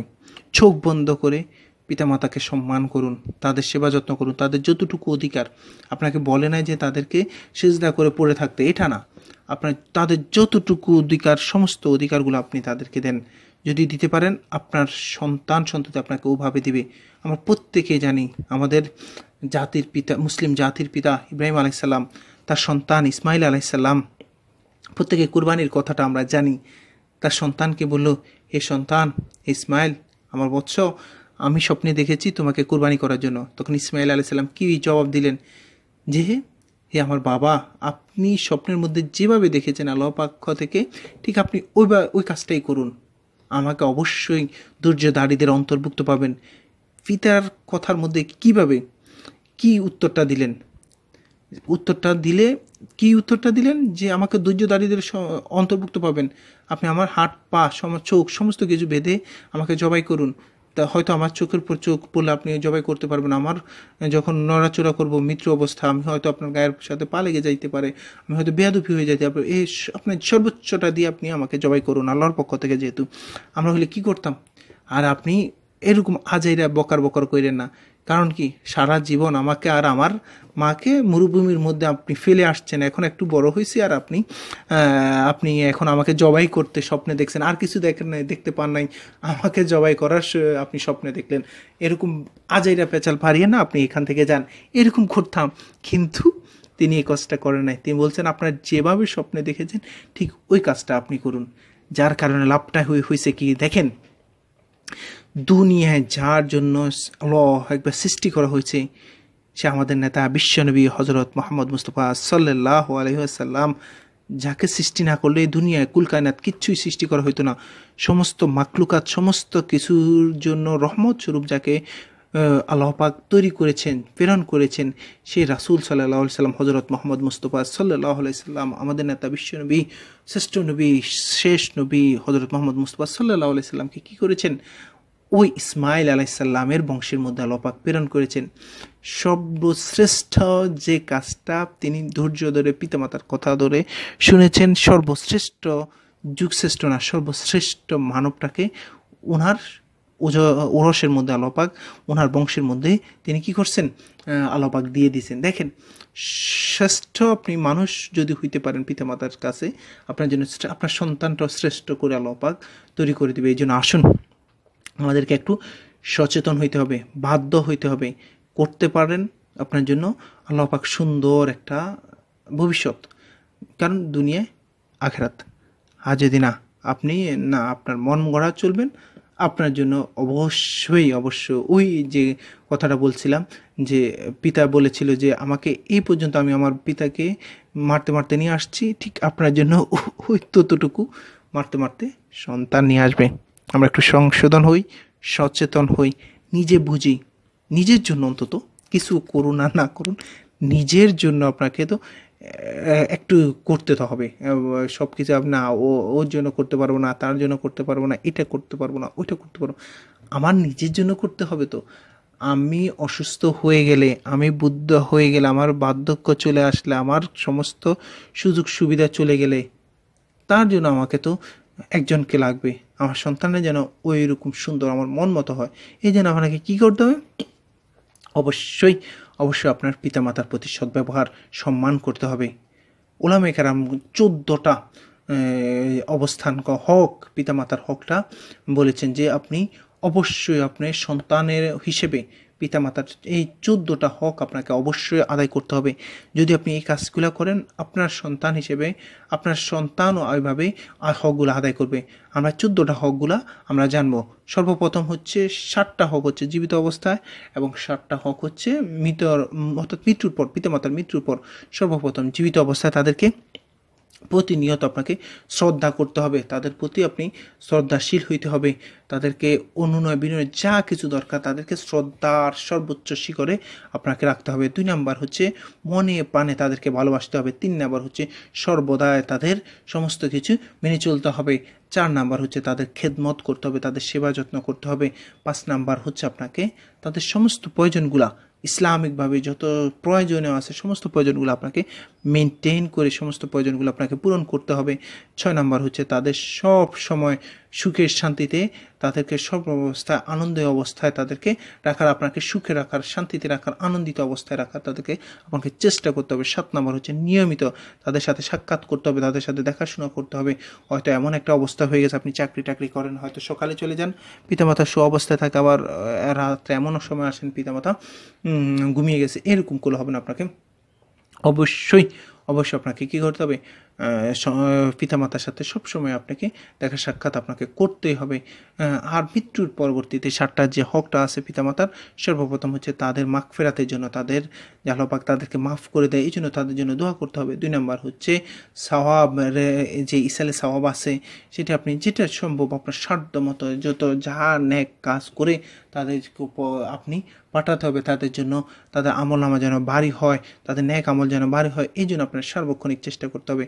3 নাম্বার হচ্ছে তাদের সঙ্গী সাথে আত্মীয় স্বজন যা আছে তাদের সবাইকে আপনার পিতামাতার সাথে সম্মান করতে হবে, পিতামাতার মতো সম্মান করতে হবে। তাদের বন্ধু বান্ধব, আত্মীয় স্বজন, চাচা মামা খালা, তাদের যাদেরকে দেখতেছেন সবাইকে তাদেরকে তাদের মতো করে সম্মান করতে হবে, কারণ রাসূল সাল্লাল্লাহু আলাইহি সাল্লাম আমাদেরকে এভাবে শিখিয়ে দিয়েছে। 4 নাম্বার হচ্ছে তাদের যত সঙ্গী সাথী আছে তাদেরকে আপনি পিতামাতার মতো সাহায্য করতে হবে।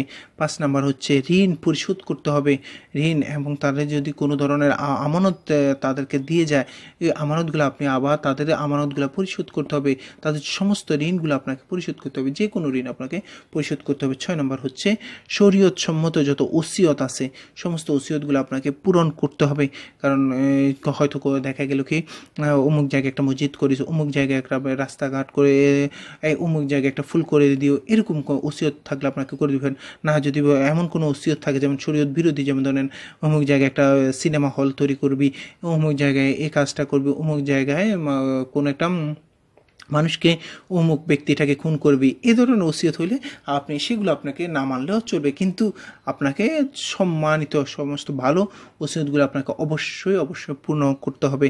7 নাম্বার হচ্ছে আপনাকে সাধ্য মতো সর্বক্ষণ আপনি সবসময় সময় পান আর না পান তাদের কবরের কাছে গিয়ে আপনি তাদেরকে দাঁড়াবেন, কিছুক্ষণ দাঁড়িয়ে তাদের জন্য কবর জিয়ারত করবেন। রাসূল সাল্লাল্লাহু আলাইহি সাল্লাম বলে আমরা যখন যে যাই, পায়ের যে হাঁটার যে আওয়াজ, সে আওয়াজও কবরবাসী শুনতে পারে, তাহলে আপনি যাবেন কবরের পাশে গিয়ে তাদের জন্য ইসালে সওয়াবের উদ্দেশ্যে তাদের কবর জিয়ারত করবেন। সবসময় যাইতে পারেন আর না পারেন সাধ্য মতো সর্বোচ্চটা দিয়ে আপনি যাবেন, গিয়ে কবর জিয়ারত করবেন। মনে রাখবেন আপনি কবর যদি আপনি জিয়ারত করেন তাহলে আপনার সন্তানও আপনার জন্য কবর জিয়ারতের জন্য আপনাকে একজন একজন সন্তান আল্লাহ পাক আপনাকে তৈরি করে দিবে না। আপনি যদি না আমি আমার মতো করে যাব, আমি কবর জিয়ারত করব না, তাহলে আপনার সন্তানগুলো এরকম হবে। আপনার কবরের পাশে তো দূরে থাক, আপনার কবরের দিকে ফিরে বলা হয় যে ওই একটা কথা আছে আঞ্চলিকতা, যে প্রস্রাবও করবে না, এরকম হয়ে যাবে। দেখেন, আপনি যেভাবে চলবেন আপনার সন্তানরাও এভাবে চলবে। আমাদেরকে বুঝতে হবে, আল্লাহ পাক আমাদেরকে সঠিক বুঝার তৌফিক দান করুক। আমরা বুঝি না, আমরা এখন দুনিয়ার চাকচিক্যের মধ্যে এমনভাবে পড়ে গেছি, সন্তান সন্ততি সমস্ত কিছু নিয়ে, বউ বাচ্চা নিয়ে আমরা এমন একটা মোহের মধ্যে পড়ে গেছি, আমরা সমস্ত কিছু থেকে দূরে চলে গেছি। আমাদেরকে বোঝা উচিত। আর পিতামাতাদের ক্ষেত্রেও যথেষ্ট সচেতন হতে হবে। পিতামাতারা এখন শুধু ডাক্তার, ইঞ্জিনিয়ার, ব্যারিস্টার, অমুক সমুক বাড়ি, 10তলা বাড়ি, আপনার গাড়ি লাগবে, এরকমের পিছনে সন্তানদেরকে ছুটাইতে চান। এরকম ছুটাইতে আপনি একটা জিনিস ভাবেন না, যে সন্তানটাকে আপনি শুধু প্রতিবন্ধীর মতো, আপনি ফার্মের মুরগির মতো শুধু গাড়ি বাড়ি, টেবিল বই এভাবে করতে তাদেরকে আপনি শুধু টেবিল আর বইয়ের মধ্যে রাখছেন। তারাও আর টেবিল আর বইয়ের বাইরে তারা কিছু চেনে না, পিতামাতা, আত্মীয় স্বজন এরকম কিছু চেনে না। এর জন্য দোষ আপনারও অবশ্যই, তবে আপনার দোষ আপনাকে শিখতে হবে। আপনি দেখেন চতুর্পাশে সমস্ত আলেমদের দিকে তাকান, তাদের পিতামাতার দিকে তাকান, যতগুলা আলেম আছে তারা কখনো তাদের পিতামাতার প্রতি খারাপ আচরণ করে নাই, তাদেরকে দূরে সরায় নাই, তাদের সাথে সব সময় সৎ ব্যবহার করেছে। কারণ আলেমরা জানে মা বাবার মর্তবা, মা বাবার বরকতটাকে। এই জন্য আপনি কোনো কিছু পারেন না পারেন, আপনি অন্তত আপনার একটা সন্তান হইলেও আপনাকে দিনদার, পরেজগার, মুত্তাকি বানানো এবং পাশাপাশি একজন আলেম হিসেবে যেন তৈরি হয়, আপনাকে তার জন্য প্রচেষ্টা করে যেতে হবে। না, আপনি হয়তো জীবন দশায় এই কাজটা করতে পারেন না, কিন্তু যদি পারেন আপনি একটা ওসিয়ত করেন যে আপনার সন্তানের যে সন্তানটা হবে তাকে অন্তত